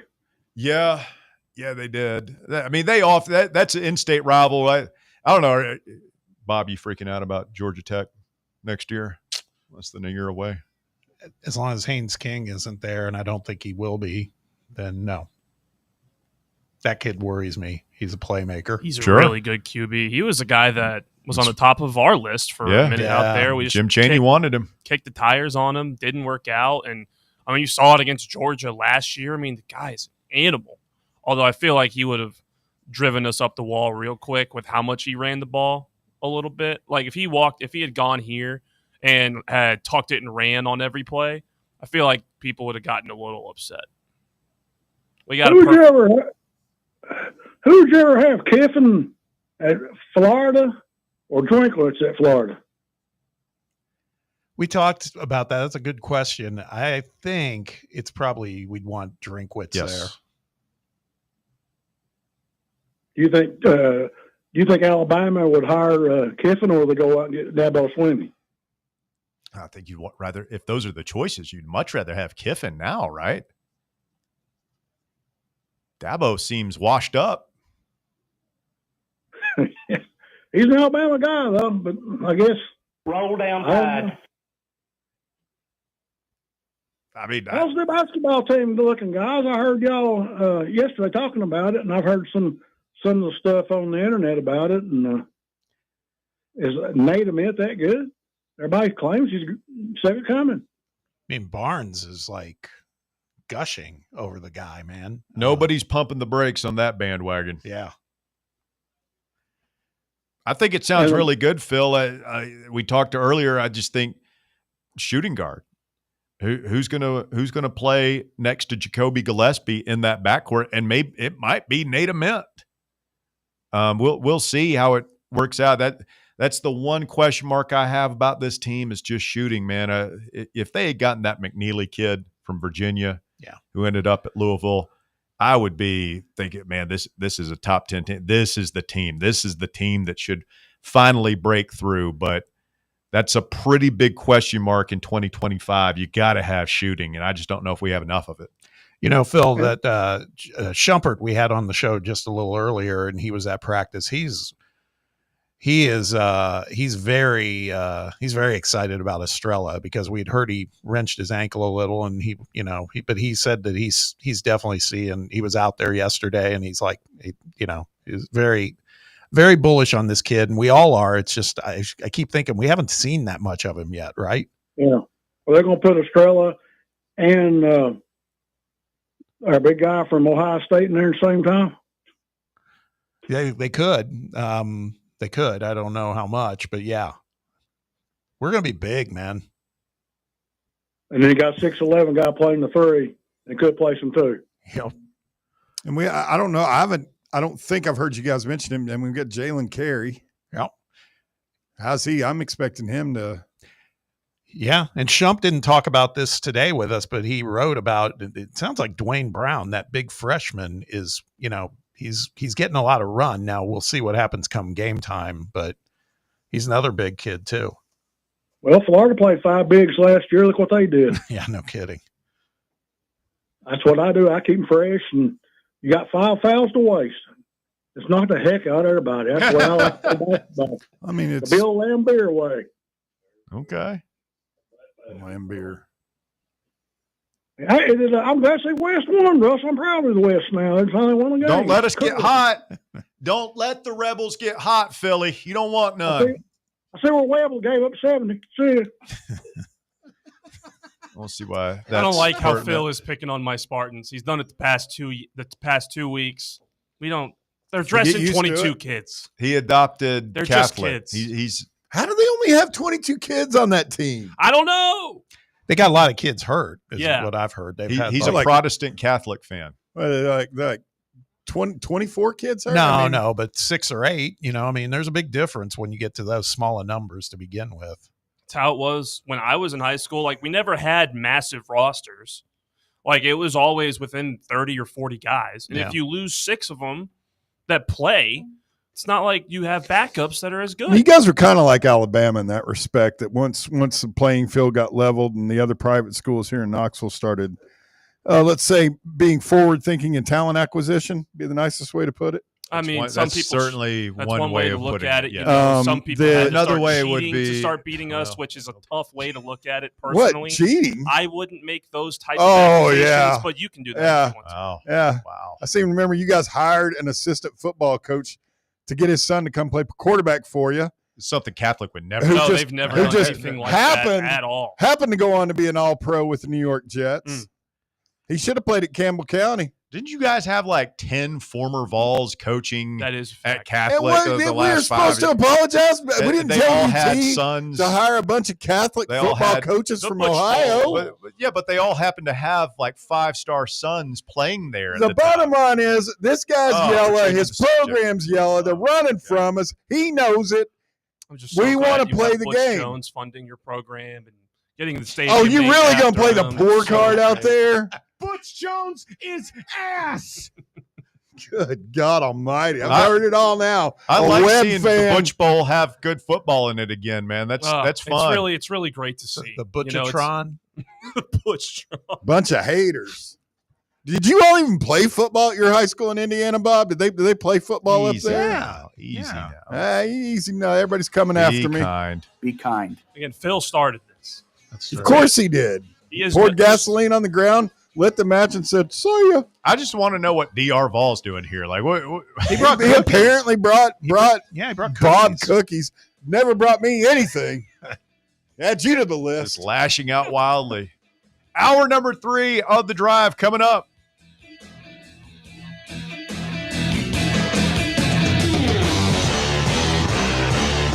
The Drive. The voluntary reaction. This football season, tune into Big Orange Country's post-game radio free-for-all, The Voluntary Reaction, presented by the Griffin Law Firm. We'll be live on the Fan Run Radio app as soon as every UT game is over, taking your calls and breaking down the game to levels that can only be described as beyond scientific. So tune in and drink with us from the keg of glory or drown in the pool of despair. The Voluntary Reaction on Fan Run Radio. The voluntary reaction. Raw, unfiltered, real. Dick's House of Sport at Westtown Mall is a destination devoted to sport, and it's your destination for exclusive events and experiences. Come visit a store like no other. Check out our 40-foot rock wall, golf performance center, Hit Tracks batting cage, and outdoor turf field. You can now rent our space for private events and birthday parties. Learn more about our events and exclusive product launches on Facebook and Instagram at Dick's House of Sport KNX. Dick's House of Sport, proud partner of Tennessee Athletics. Hi, I'm Bo Cregner with the Cregner Group at Realty Executives. You know, the real estate market, like all other markets impacted by the economy, is changing all the time. And it's never been more important to be personally represented by a trusted real estate specialist. I can't emphasize enough how important it is when selling or buying to be individually represented. Call me today for a free consultation. My number is 865-742-1035, and my website is BoKnowsHouses.com. At Knoxville Insurance Group, they understand the challenges many consumers face when searching for insurance coverage. That's why whether it's for you, your family, or your business, they create a coverage plan specifically for your unique needs. Knoxville Insurance Group is an independent firm, which means they aren't beholden to just one insurance company. They search multiple companies, acting as your negotiator to find you the best possible policy and price. Start a quote in minutes at KnoxvilleInsuranceGroup.com or call them today at 865-694-9788. For over 3 years, Crumble Cookies has served the Knoxville area. From Clinton Highway to Parkside Drive, even our friends out in Maryville have reached you, our fans, with the best cookies in the game. This fall, Crumble is gearing up for yet another fantastic season. Whether you're tailgating or looking for a pick-me-up after getting the kids from school, Crumble has you covered. Download the Crumble app to check out this week's rewards and features. And stop on by. Tell them Fan Run sent you, but don't miss the cookies. Citizens National Bank. We believe a good game plan is essential for success. With a CNB Plus Perks checking account, you'll save money with cell phone protection, roadside assistance, identity theft protection, and more. Banking at CNB has its perks. Find out more at cnbtn.com. Citizens National Bank. Banking never felt so good. Member FDIC. You're listening to FM 105.7 and AM 1340 WKGN Knoxville and W289CU Knoxville. Fan Run Radio. The number one problem we see at our clinic is delaying treatment. ED can get worse. Book your appointment right now. Call 865-544-8220. Prefer privacy? Book online in under 30 seconds at menspronknoxville.com. At our clinics, men's sexual health is the whole job. Look, I'm a normal guy too. I hate going to the doctor, but we've helped so many guys in here just like you. Even if pills have failed, our medical team is going to take the time to talk you through it. Same day in-house lab, and the treatments, well, they could change your life. Your local medical team has your back. ED, performance, Peyronie's, size and shape modeling. We tailor what works for you. I'll get to the point. Can you imagine epic performance and epic sex? Yeah, I said it. A stronger you is closer than you think. We're available right now. Call 865-544-8220 or book in 30 seconds or less at menspronknoxville.com. Men's Pro Knoxville, making it happen.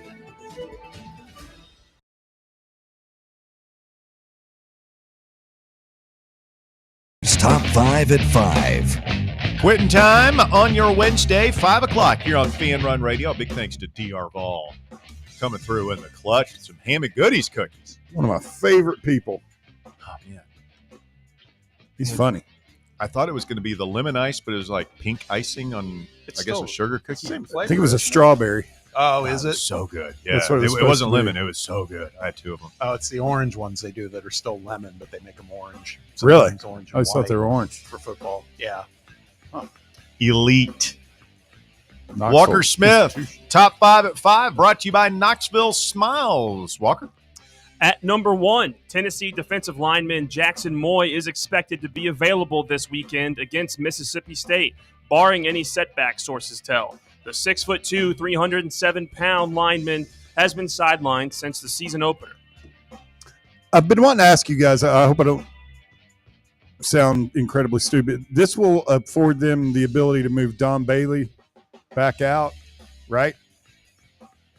I'm not misremembering that. Like they moved. They him can. from- I don't think they will. I don't think they will for the. I mean, maybe when Hobbs gets back, but I don't know, man. I think Tyree West and Weathersby are really holding down that strong side defensive end position at that point. At this point, so they've both been kind of banged up a little bit. I mean, they continue to play. Yeah, I mean, I think at that point you look at it where your needs Are the greatest. the most. I think right now we need Bailey more at tackle. It's my personal opinion. Yeah, I feel the interior of our defensive line feels a little weaker than our edges right now. So I'd rather have that talent in there to kind of shore up the middle. At number 2, Wagner College men's basketball coach Donald Copeland is being investigated for allegations of mistreating players and is currently suspended by the school. Copeland allegedly verbally abused players and refused to allow them to take water breaks during hard practices. Wagner College has not officially confirmed the allegations, but school officials reportedly received multiple complaints about Copeland, leading to the investigation. Who is this now? Donald Copeland. I recognize the name from somewhere. Man, how can What you- school? Wagner College. Wagner. He's got some ties to Seton Hall somehow, because I remember when they played Seton Hall, him and Shaheen Holloway almost got into a fight, and they were saying, Oh, this is basketball. Yeah, basketball. Yeah. They How do you think you can get away with? I mean, in this day and age, doing the old school, like Junction Boys type tactics. I mean, These it's, kids. you got to toughen these kids up. Walker's generation is soft. They need some tough love. I don't know. Proper hydration just seems like. Eh. Thought we'd gotten past that. We want to put some bows and panties on them too while we're at it, Bear. I mean, come on, get out Junction there. Boys Russ. Show me how bad you want it. No, I just don't. I think it's a bad idea if you've got elite, athletes playing for you to It's Wagner. I don't think they're elite athletes. Okay. There's a fine line to walk Okay. there. Didn't have you coming down on this side of it, but okay. Here we are. Hang on. At number 3, quarterback Drew Brees and receiver Larry Fitzgerald were picked in their first year of eligibility as 2 of the nominees among modern era players for the 2026 Pro Football Hall of Fame class. The other nominees in their year of eligibility are quarterbacks Phillip Rivers and Alex Smith, tight ends Greg Olson and Jason Witten, running backs Frank Gore and LaShawn McCoy, offensive lineman David DeCastro and Marquise Pouncey, defensive lineman Geno Atkins and Jarrell Casey, and linebacker Thomas Davis. I've got a fundamental problem with not Drew Brees or Larry Fitzgerald. Frank Gore, I know he played forever. He averages 2.5 yards a carry. You get a bit of a compiler. Yes, that's all. And I mean, great career. I mean, I got no bone to pick with him, but Hall of Fame seems a little much. Longevity?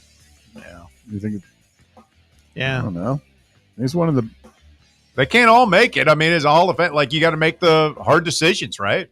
So who are the no-brainers on? I mean, if we need to circle back to this to really dig into it, we can. Well, I think the two headliners, are no Brees and Fitzgerald. Yeah, I think those two are. I think Greg Olson had Witten. Greg Olson have good cases, both the tight ends.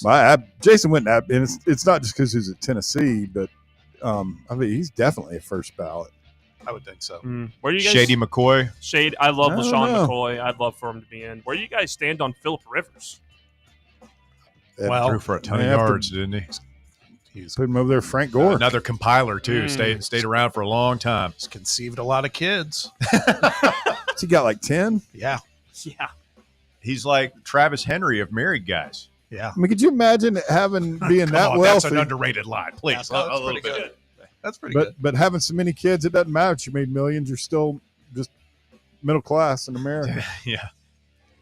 That's why he played for so long. And Well, he did the money. that is a good point, though. Like him and Frank Gore, I mean, they never won anything. You know what I mean? It's like they never, Yeah, and he's not. I mean, not that many were like Dan Marino. I don't think he fits the compiler definition. He may have been the best that ever ripped one. Yep. One of the wildest things in the NFL in like my lifetime that I can remember is the team with Phillip Rivers and LaDainian Tomlinson when they were number one in offense, defense, and special teams and didn't make the playoffs with Marty the Chargers. Schottenheimer. Here's one real quick. When you mentioned Dan Marino, Bear, I just by happenstance today, I had the TV on while I was just reading, prepping notes for the show, etc.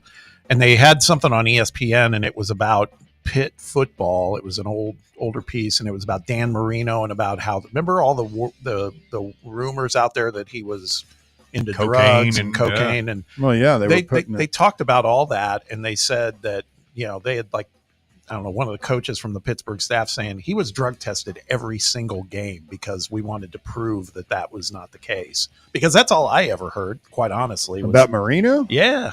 That sounds to me like, now that we know how the NFL works in the draft, we cover it so closely that sounds like somebody made up to get him either at their spot. Wayne they wanted him. No. He was in the same draft as John Elway, and that's what they were that saying. legendary class. Yeah, and that's what they were saying was that penalized him in the draft. Was that the class of 83?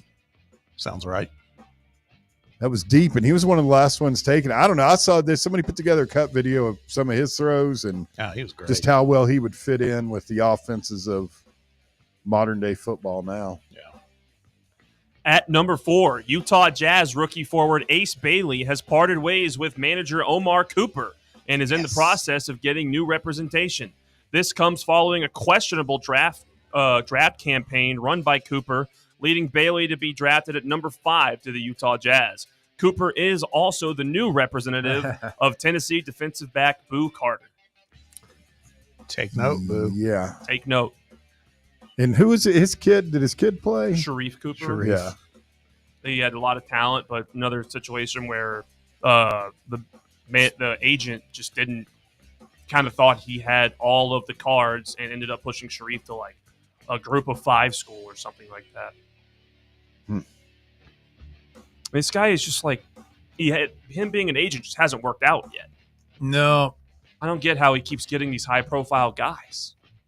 Talk a good game. I mean, he's got his son or a friend of his son and a friend, and then Boo Carter. I don't know how high profile Boo is. Like, Boo's a nice player. I mean, do you guys see Boo Carter having a lengthy NFL career? No. To have a lengthy NFL career, you have to be willing to work as hard as you possibly can every single day just to stay in the league. Yeah. And at number 5, a Palm Beach County man is facing felony charges on accusations of stealing tens of thousands of dollars worth of baby formula. Kenneth Jones will be charged with 2 counts of first-degree felony retail theft in connection with, quote, massive amounts of baby formula stolen. Palm Beach County Sheriff's investigators say Jones began his baby formula felonious activity in November of 24, and continued into May. The statewide prosecution's office states that Jones carried over 50 heists of formula and earmarked for infants. They also report that Jones has a history of convictions, and it's estimated that the thefts amounted to approximately $70,000 worth of stolen baby formula. I'm surprised it's that low. That's big business, Bob. Are you aware of that? No. the black market for diapers and baby formula. But the great irony there is that if he was accumulating this stuff in Palm Beach County, which I know firsthand is like one of the top, like the demographics don't jive. It's like it's all retirees and senior citizens and everything else. That's odd. Should have picked a better. Grandkids come there. I don't know. Probably should have picked a better place where the demographic where you wouldn't have stuck out like a sore thumb. Exactly. That's what I don't imagine they're shipping a whole lot of formula to there. No. All right. Thank you, Walker. That is the top 5 at 5. It's brought to you by Knoxville Smiles. Local dentistry done right, offering everything from routine dental cleanings to whitening to wisdom tooth removal, restorative procedures, fillings, crowns, bridges, veneers. They do it all. Implants, the new Invisalign procedure. Yep, Knoxville Smiles is the place to go. Half-price whitening now through the end of the year with a routine dental cleaning. Contact Knoxville Smiles today. Their number's 865-539-1776. Tell them I sent you. You can take a virtual tour of their state-of-the-art West Knoxville facility online at knoxvillesmiles.com. And they are open until 7 p.m. now on Tuesdays and Thursdays for those of you who can't get out to go to the dentist during the day. Just another way Knoxville Smiles makes it convenient for you to take care of your oral health. Smile brighter with Knoxville Smiles. Hour number 3 of the Drive Fan Run Radio. A lot of talk today about the scheduling announcement last night. Going to be a tough one for the Big Orange next year. Yeah, it is. But like you said, it's going to be a tough one for everybody. Do you think that they will have to, you're expanding the rosters to 105, the scholarship limits and everything. And never has it been, back in the day when Tennessee had it rolling in the 90s, you could stockpile guys. Nick Saban even could stockpile guys, and then you have your 3rd and 4th year guys who are balling out. They go to the league. Boom, you replace them with the 2nd and 3rd year guys who've been waiting. And I think that's part of the parity that we're seeing right now is like teams can't do that. That's why Georgia's defense isn't as good as it has been, because it's all new guys. And, if this sport is going the way where I think eventually they'll get rid of the FCS games, they might even get rid of the Group of 5 games, and I'm here for it. But you're going to see teams lose more. You're going to see more injuries. You're going to see more true freshmen playing, less experience. What does that look like? What does it look like in this sport, and how do you go about recruiting and developing depth when it's going to be more important than ever because you're going to be playing so many hard games? Yeah, and I think you couple all that with the expectation that it used to be more prevalent. I think everything we're going through is a byproduct of the rules changes. There's so many players now that they've got, we'll call it the attention span, but it's basically, man, if I don't get playing time immediately, I'm just going to, now with the transfer portal being what it is, I'm just going to go. You can't stockpile like what you were saying, because you can't assure all these guys playing time. So chances are they move on. And we're talking about it for our own program, right? The quarterback position. It's like, if we do what you've been advocating for, Russ, and I don't disagree about going out and getting another seasoned transfer quarterback for next season, then what does that mean? We're almost in the current state. We believe we're going to lose a quarterback, probably Merklinger. It's just going to keep happening with all these. We talked about the receiver room. It's going to be a strength for us, but do all those guys, can you keep everybody happy? I don't know that I'm glad that they expanded. I don't think they're going to have 105 people on scholarship, though. I mean, you have a lot of scrubs, maybe. And I wonder, it goes back to what we've talked about before, is if you're Josh Heupel, do you look at this and it's like, sure, it's a challenge, but maybe Josh is like, man, that's the sign of a really good program too. We got that many good guys, you know?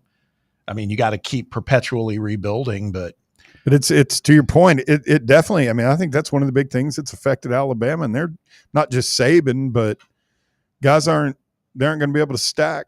They're too deep with 5-star after 5-star after 5-star. Yeah.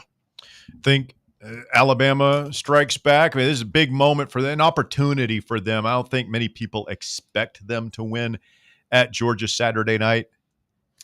But if they did, what a statement that would be for Kalen DeBoer and Ty Simpson and that program that a lot of us you remember the videos that weekend after the Florida State loss. Ha, ha, ha, their dynasty's over. Everybody's dancing on their grave.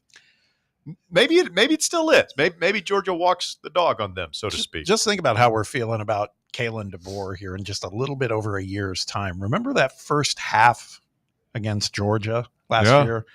I was, at least myself, I was like, oh my God, Probably the man. best game Jalen Milroe ever I was kind of played. like, okay, could Alabama be better than what they were when they were finishing out with Saban? But obviously things have changed since then. But boy, it looked what do we different. want to happen as Tennessee fans? We don't want Alabama to like, ooh, they're still Alabama. No. We probably want Georgia to just go ahead and win that game. I mean, the one thing. thing. Well, what if Alabama beats Georgia and then we beat Alabama?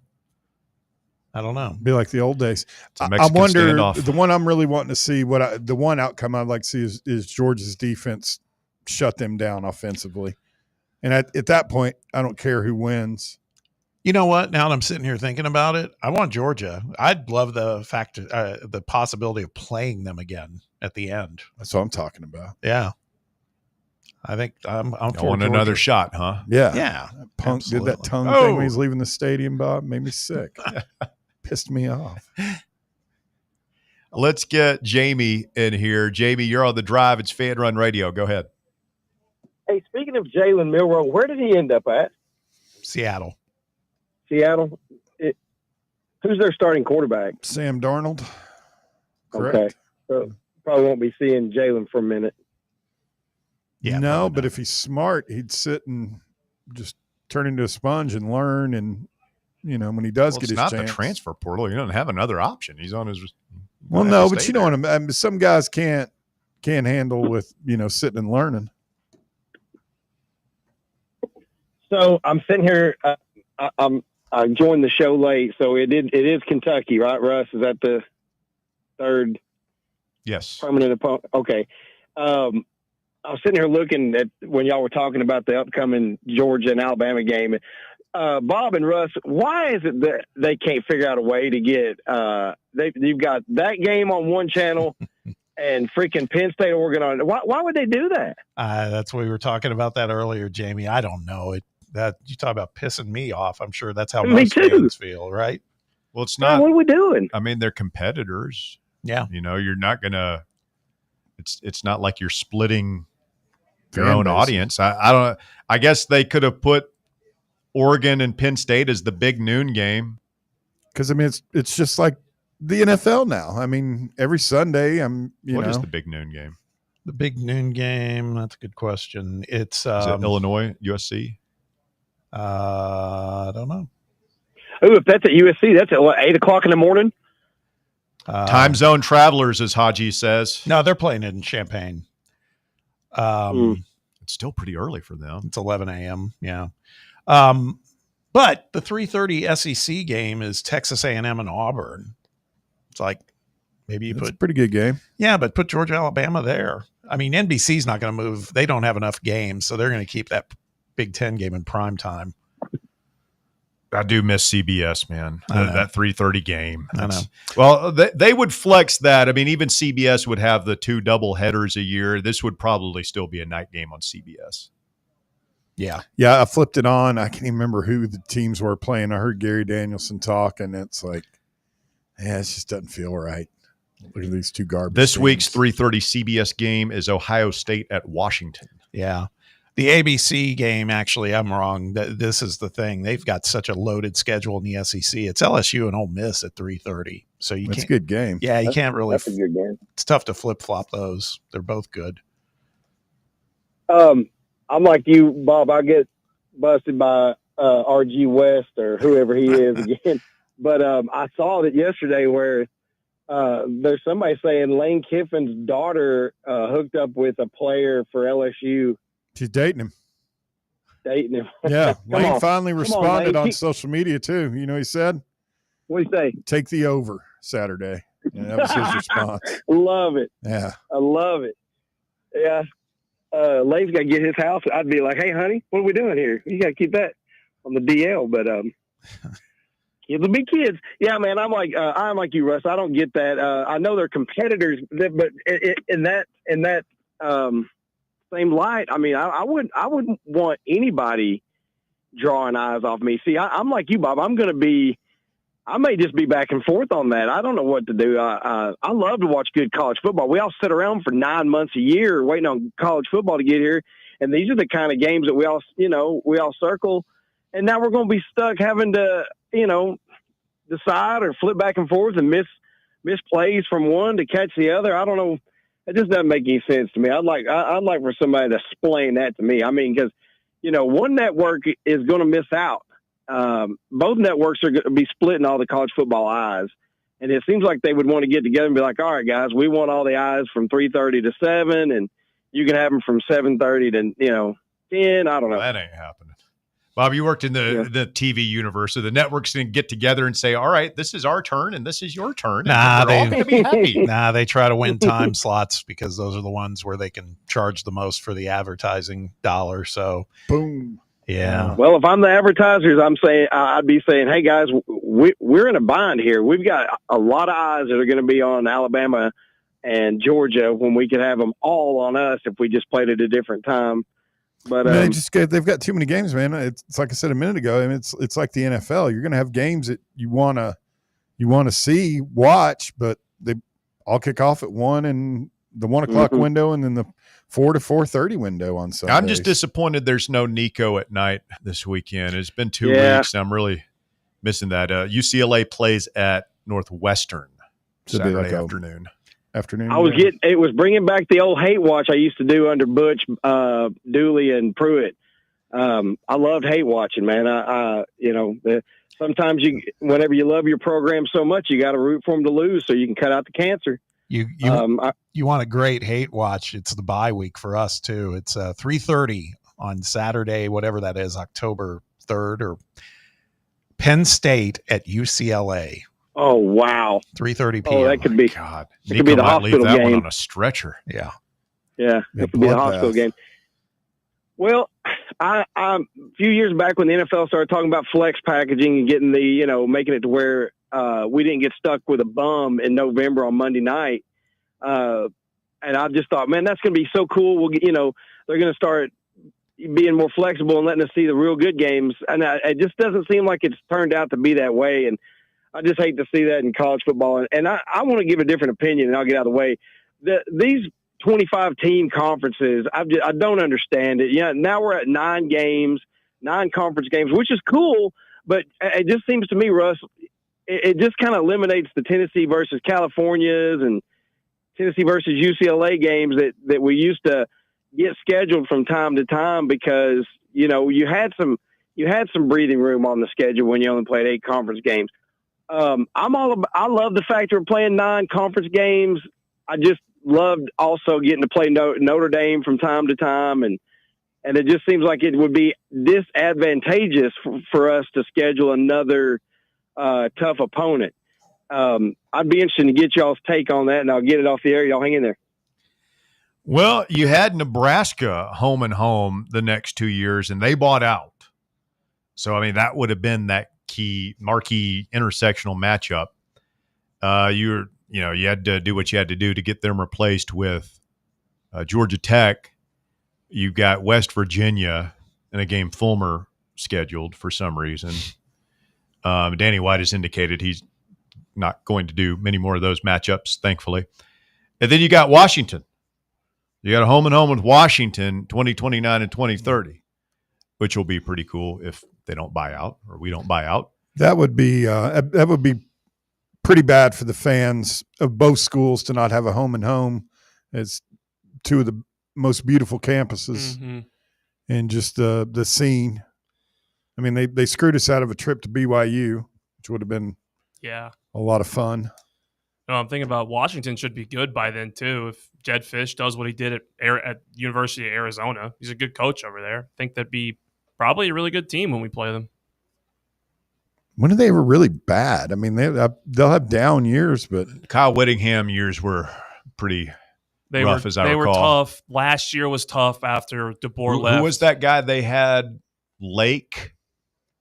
Jimmy Lake. Who was the guy that oh God, what was his name? Coached in Notre Dame and Washington. Willingham or Tyrone Willingham. That was it. Willingham. I thought they might have had a down year after they went to the college football playoff and got smoked by Bama. Do you remember that in like 2016 when they had like John Ross on that team? And then I don't think I watched much of bowl season in 16. You know who surprised me? The Boise State coach went there, Chris Peterson. Do you remember that? Yeah. Well, he did well, didn't he? Yeah, did okay. He wasn't there that. Yeah, remember, because he was never going to leave Boise. Yeah, but it was because of his child. He had a sick child, and that he was going to be closer to a specialist. Yeah, and if he went to Washington, I was surprised he never got back in it. He left Washington in 2019 at the age of that was 6 years ago, so he would have been 54 and just never got back in it. What's he doing now? Is he on TV? He's a studio guy at Fox for college football. Chris Peterson had 3 10-win seasons in a row, 2016 to 2018, then went 8-5 in 2019 and rode off into the sunset. He was the engineer of that Boise State bowl game win against the statue Oklahoma. Wasn't there a false rumor about him being a Scientologist? Do you remember that? I do vaguely. That was the reason that nobody would hire him, and it turned out not to be true. But people were like, "Oh yeah, he's a Scientologist." I don't care if he praised his Xenu. If he can get Tennessee to 12-0, well, I would have taken him. Wait, who's a Xenu? You don't know about Xenu? No. You've never done the deep dive on Scientology? No. Really? No. Are you a Scientologist and you're just trying to throw us off the scent? No. You really don't know about Xenu? No, I'm not going to. You lived in California. All right, so it's been a while since I've been down this rabbit hole, but I'll give you the non-Scientologist nuts and bolts of it. So, it's a big scam, right? You got to pay money, and then they reveal things to you as you go along. And one of the levels you eventually get to after like 10, 15 years and, a couple $100,000 is they sit you down in a room and they hand you a packet with L. Ron Hubbard, who's the founder of Scientology, who's a fiction writer in the 1940s and 50s, wrote the story of Xenu. And Xenu was an intergalactic space god who sent a bunch of DC-12 airplanes here DC-8 that crashed into a volcano with people on board, and their souls exploded out of the volcano and are like floating around the sky or something. Those are thetans. Thetans, yes. That we absorb through osmosis or something. And like he was a dictator of the Galactic Empire, Bob. That's what they tell you. Galactic Confederacy. That's the key part of Scientology dogma, I guess. That's a thinker. You never heard that? That's a thinker. How did you never heard that? Well, did you ever drive by their headquarters? I did. When I was out in L.A. Yeah. Vine and go in and the let them do a Island audit. Island and Vine. No, you'd fall for it. No, you're like, where's Bear? And he's like, he's wearing a white robe in Los Angeles. Bear, I'm no longer Bear. I forget. I'm Star Child. I know the name L. Ron Hubbard and Scientology, but there Dianetics. was Dianetics. Yes, that was it. I mean, you think I'm giving the whole money part, getting money out of me for something like that? That's a non-starter. They wouldn't have me. Oh God! Would you like to come and drink some of my organic herbal tea? Yeah, I've been brewing it myself.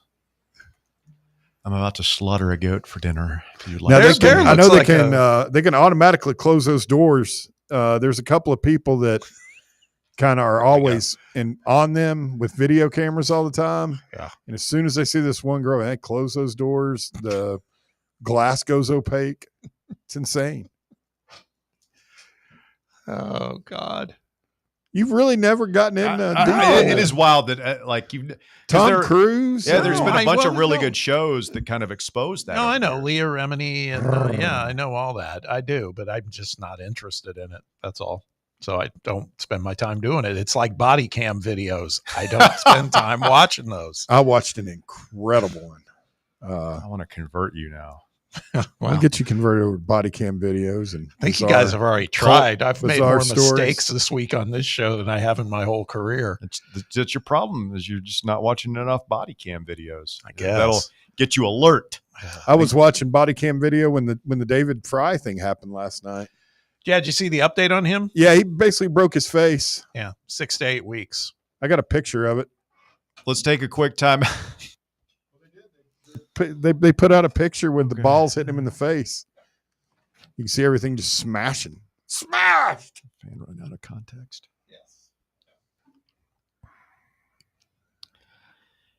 Stay with us. We're back with more after this. The Drive. You're locked onto Fan Run Radio, 105.7 FM, 1340 AM, and online at fanrunradio.com. Is that old tree in your yard starting to lean a little too much? Branches hanging over your roof? Don't wait until it's too late. Call ECR Total Landscapes today. At ECR Total Landscapes, we specialize in safe, professional tree removal, trimming, and storm damage cleanup. So if you've got trees that need to go, now is the time to give us a call. Plus, we're offering free stump grinding now through the end of the year when you use or mention promo code FANRUN. That's right, free stump grinding for Fan Run Radio listeners. At ECR Total Landscapes, we live up to our name by offering total landscape services. In addition to tree cutting, we also offer a wide range of landscape installation services and custom monthly maintenance packages that create stunning outdoor spaces tailored to your vision. Give us a call today to schedule a free estimate at 865-384-2012 or just visit us online at ecrtotallandscapes.com. It's time for the North Knox Siding and Windows High School Football Player of the Week. Brought to you by North Knox Siding and Windows. Call 865-689-0505 or visit them online at northknoxsidingandwindows.com. This week's North Knox Siding and Windows High School Football Player of the Week is Halls High School's Dom Culp. The senior linebacker led the Red Devils to their first win of the season last week, 38-24 over William Blunt. Culp finished with 13 total tackles, including a sack, and also had one interception as Halls improved to 1-3 on the season. Halls High School's Dom Culp, this week's North Knox Siding and Windows High School Football Player of the Week. North Knox Siding and Windows, locally owned and operated. They can handle all your siding, window, gutter, and roofing needs. Call 865-689-0505 for a free estimate or go online to northknoxsidingandwindows.com. Fall fans, reimagine your home at Broadway Carpets and Flooring for any remodeling or building needs. With a variety of carpets, rugs, hardwood, vinyl, and stone, Broadway has all the flooring and installation options you're looking for, including pet-resistant products like Pet Perfect Carpet from Shaw Floors. Visit their showroom in downtown Knoxville or the location in West Knoxville located on Kingston Pike near Pellissippi Parkway today. Ready to launch your career? Axle Logistics is a leading third-party logistics company where excellence is an energy. With an award-winning culture, Axle proves that positive outcomes come from a positive environment and a work hard, play hard mentality. At Axle, the drive for success is infectious. And with an uncapped commission structure, hard work isn't just noticed, it's rewarded. For those with big goals and even bigger dreams, Axle Logistics is the place to start your career. Friday Night Lights are back, and that means so is the SM Athletics Friday Night Scoreboard Show. Join me, Tim Hill, a.k.a. Vols Tim 85, and my crew every Friday night starting at 9:30 p.m. Live action, live calls, and all of the biggest talking points in East Tennessee high school football. It's the Friday Night Scoreboard Show presented by SM Athletics right here on Fan Run Radio, 1340 a.m., the free Fan Run app, and streaming live on YouTube on Fan Run TV. What kind of day is it? It's a White Claw day. Light and refreshing tasting, uniquely cold wave filtered. There's an iconic flavor for everyone. Come on, grab a pack. White Claw. Grab life by the claw. Please drink responsibly. Hard seltzer with flavor. White Claw Seltzer Works, Chicago, Illinois. Good afternoon, Heavy out here.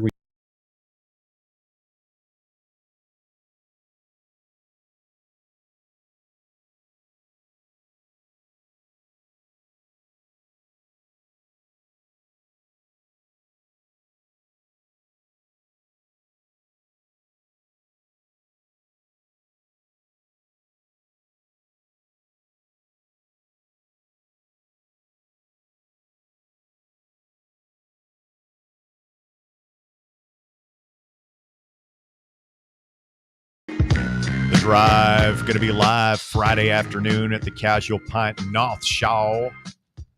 Come on out and hoist a cold beverage with us. We'll have your Fan Run voluntary reaction Keg of Glory t-shirts for giveaway while supplies last. Come out and see us there as we'll be broadcasting live from 3 to 6 in the Blue Building, South North Shore Drive next to Soccer Taco, the Casual Pint North Shore. Hoping the weather gods will cooperate with us. Been a little overcast here in East Tennessee the past couple of days. What's the weather forecast looking like? Don't look. It's not good. Whoa. We'll cross that bridge when we come to it. So, but even if it is a little rainy, man, come out anyway. Show some love. It's a covered patio out there, so we're going to be having a good time. And if it's really rainy, we'll just go inside where it's fun in there as well. Bob, I can't get over. How do you not know about Xenu and the Scientologists? I just can't. You lived in La La Land. I did. I worked on some religious broadcasting out in La La Land too. And what kind of? Well, I was telling Bear that I did some freelance work on some of the services, and some of it was for Scientology. No, televangelist. Who's the biggest televangelist you worked for? I don't even remember the guy's name at this point. Osteen? No, it wasn't Osteen. He's in Houston. I don't know. Swaggart or any of that? Oh, no. I don't know they had religion out there. Schuler. Robert Really? Schuler. Yeah. That guy? Yeah.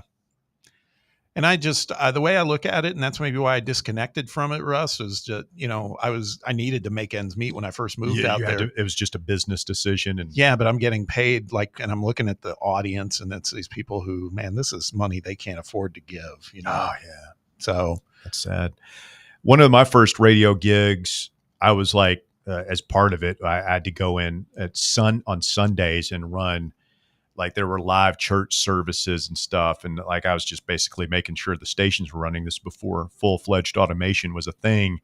And we had a station and they played the Christian Science Monitor, that Mayor Baker Eddy stuff, Yeah. Their whole thing was like, they don't do doctors. Right? Like it's just the Lord will heal you or whatever. And it came in a CD. It was just like a half-hour program. I just played it off a CD onto these radio stations.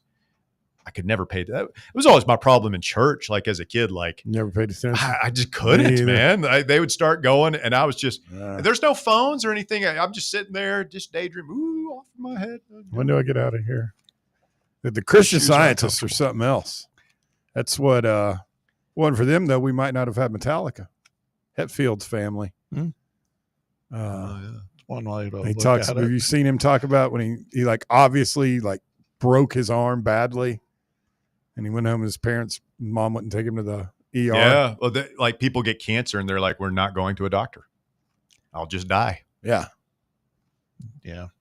There was somebody semi-famous recently that did that, and she's dead now.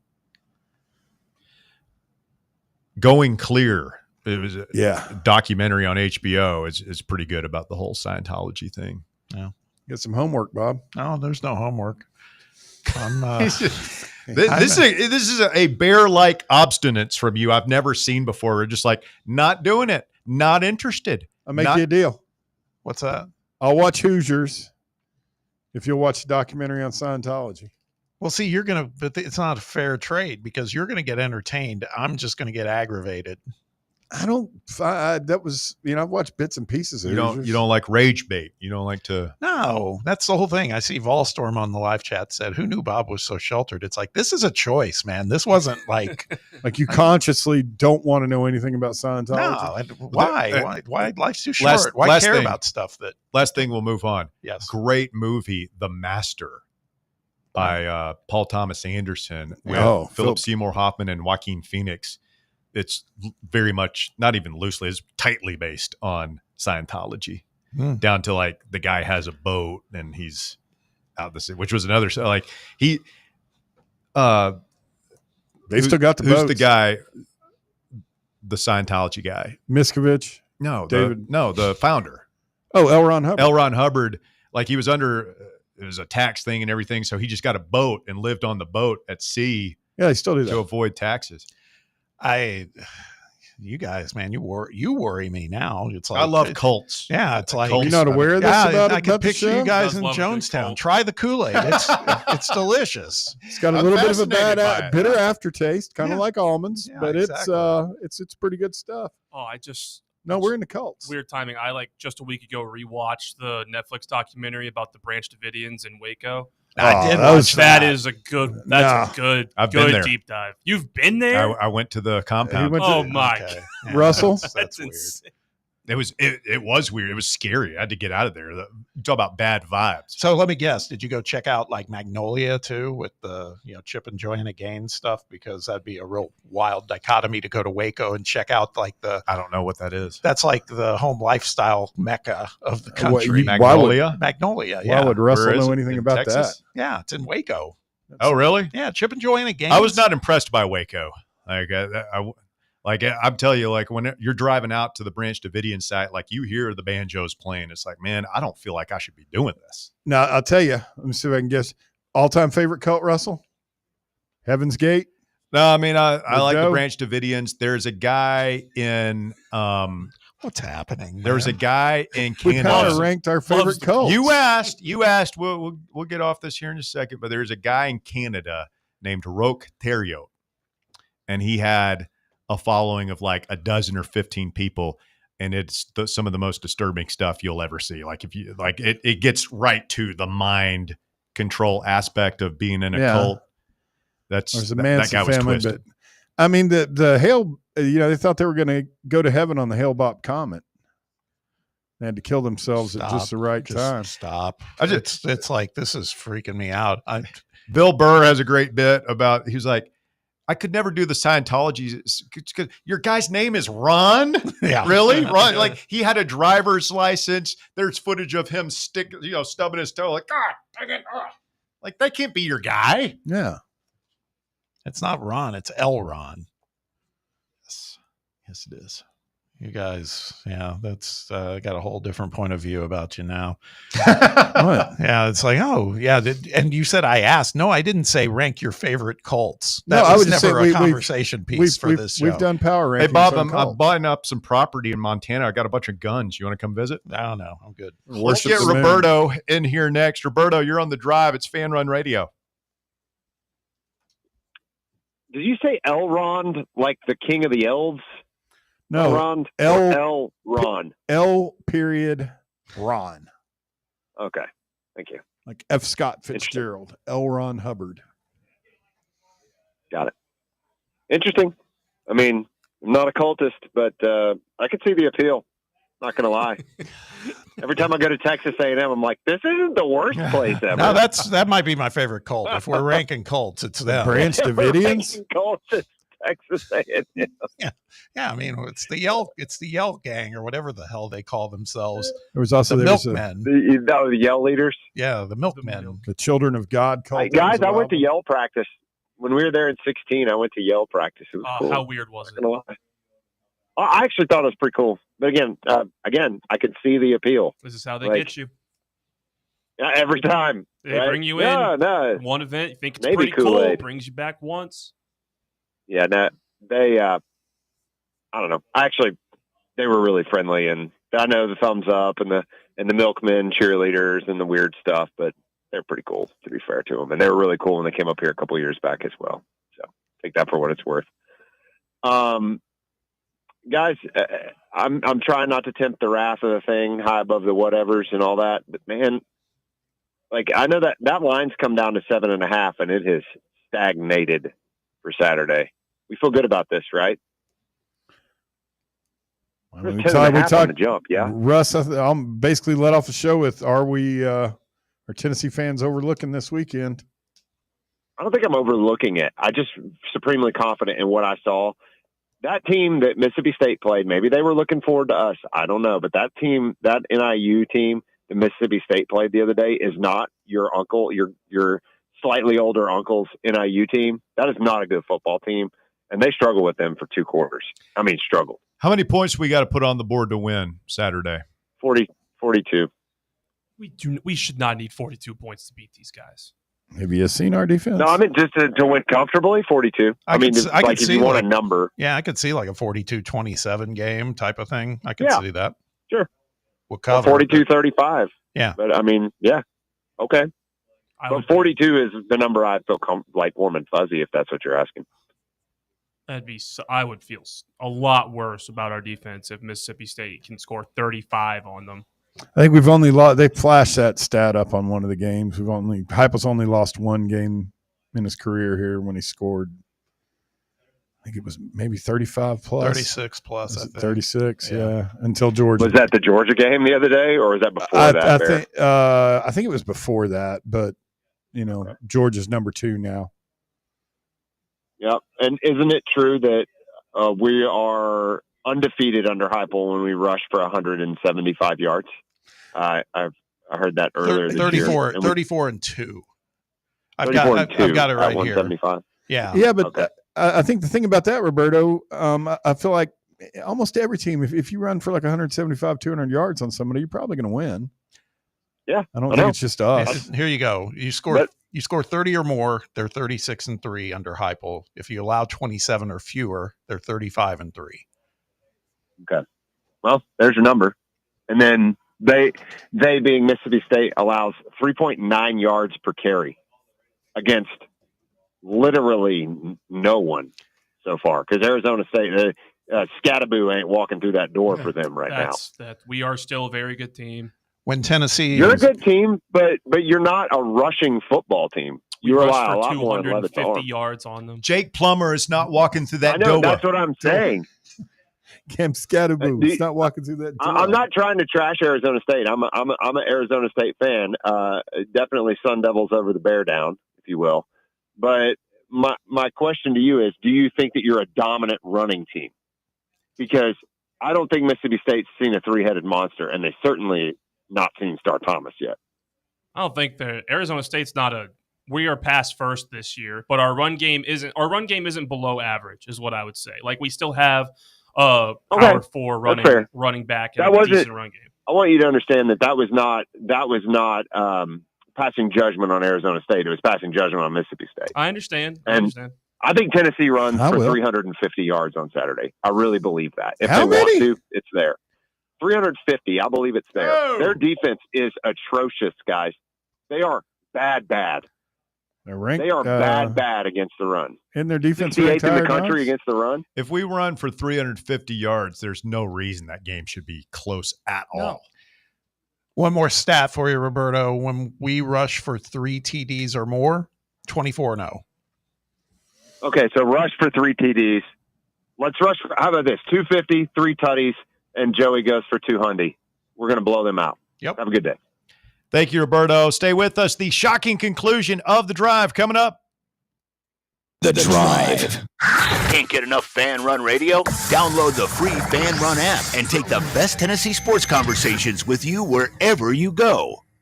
The Vols are headed to Starkville, and the Drive is headed back to the Casual Pint North Shore. Join Fan Run Radio for another Football Friday live broadcast of the Drive at the Casual Pint North Shore this Friday from 3 to 6. We'll have cold drinks, hot eats, and the best sports convo around as we get ready for the Vols in Mississippi State. It's the Drive, live this Friday at the Casual Pint North Shore, 2045 Thunderhead Road in the Blue Building next to Soccer Taco. Got a flat tire? Strange noise under the hood? Don't stress. Roll into Matlock Tire and Auto Service. From oil changes and brake repairs to brand new tires, Matlock's certified techs do it all. Fast, friendly, and fair priced, Matlock is the home of the price match guarantee. Bring in any competitor's ad and Matlock will match the exact same tire for the exact same price. Matlock Tire and Auto Service. 5 locations in East Tennessee. Visit MatlockTireService.com to find the location nearest you and schedule your appointment. Have you ever found yourself wishing your clothes looked brand new again?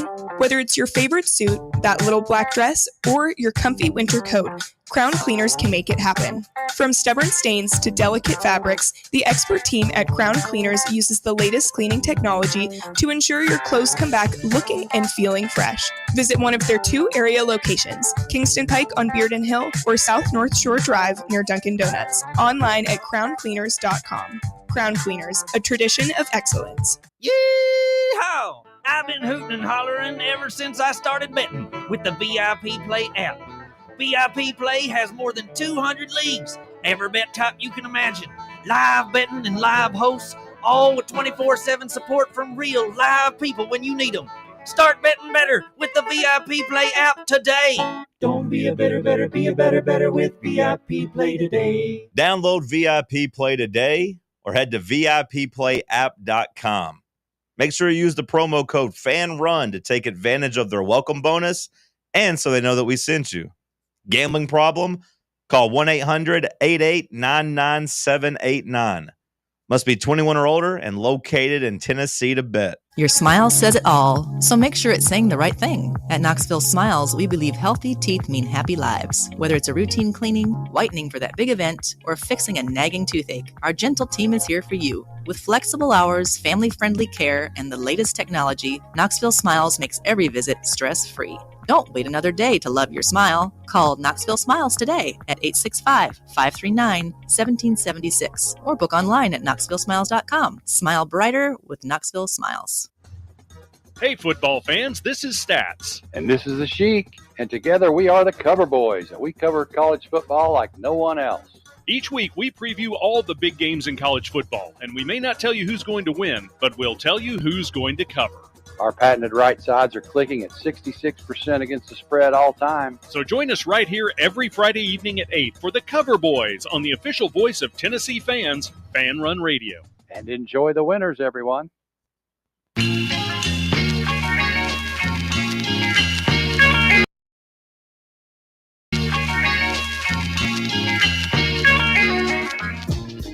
Wrapping up on a Wednesday. One of my favorite sporting events coming up this weekend. We have not talked about it all. Ryder Cup. Ryder Cup. Oh, yeah. Bethpage Black. So ready for it. Rory got booed today. It's the Ryder Cup. I mean, like it's going to be hostile. As he should. We need Justin Thomas on the opening tee shot, slamming beers again like he did 4 years ago. I don't know. Didn't we get a bad rap for acting like bad rap? It's golf, man. Like nobody's ever done anything at the Ryder Cup that's like, I mean, people will clutch their pearls over, oh my God, Justin Leonard ran out onto the before the guy had a chance to play. That's what I was talking about. The Europeans are still upset about it, Russ. Okay, they can be upset, man. It's the Ryder Cup, man. This is where we get to let our hair down a little bit and a little national pride. Well, I know you'll be watching and rooting for the Europeans. Yeah. Nope. Bears, like, it's a real shame that they won't let North Korea and Iran in this thing, you know. Do not say that. You damn well know it. You lie. Bob, are you a big Ryder Cup fan? Love it. Love it. Yeah, I can't wait. I'll be excited to watch. What a weekend, man, between that and college football and the NFL, and when your fantasy team is undefeated. Yeah, here we go again. Yeah. There's a lot. There's a lot to consume. I was just looking up on Google to see if there were any professional golfers who are Scientologists, and shocker, no, there aren't. No, Hey, I did forget about another great cult, though, Bob, you ought to look into there. These people are insane. The Children of God.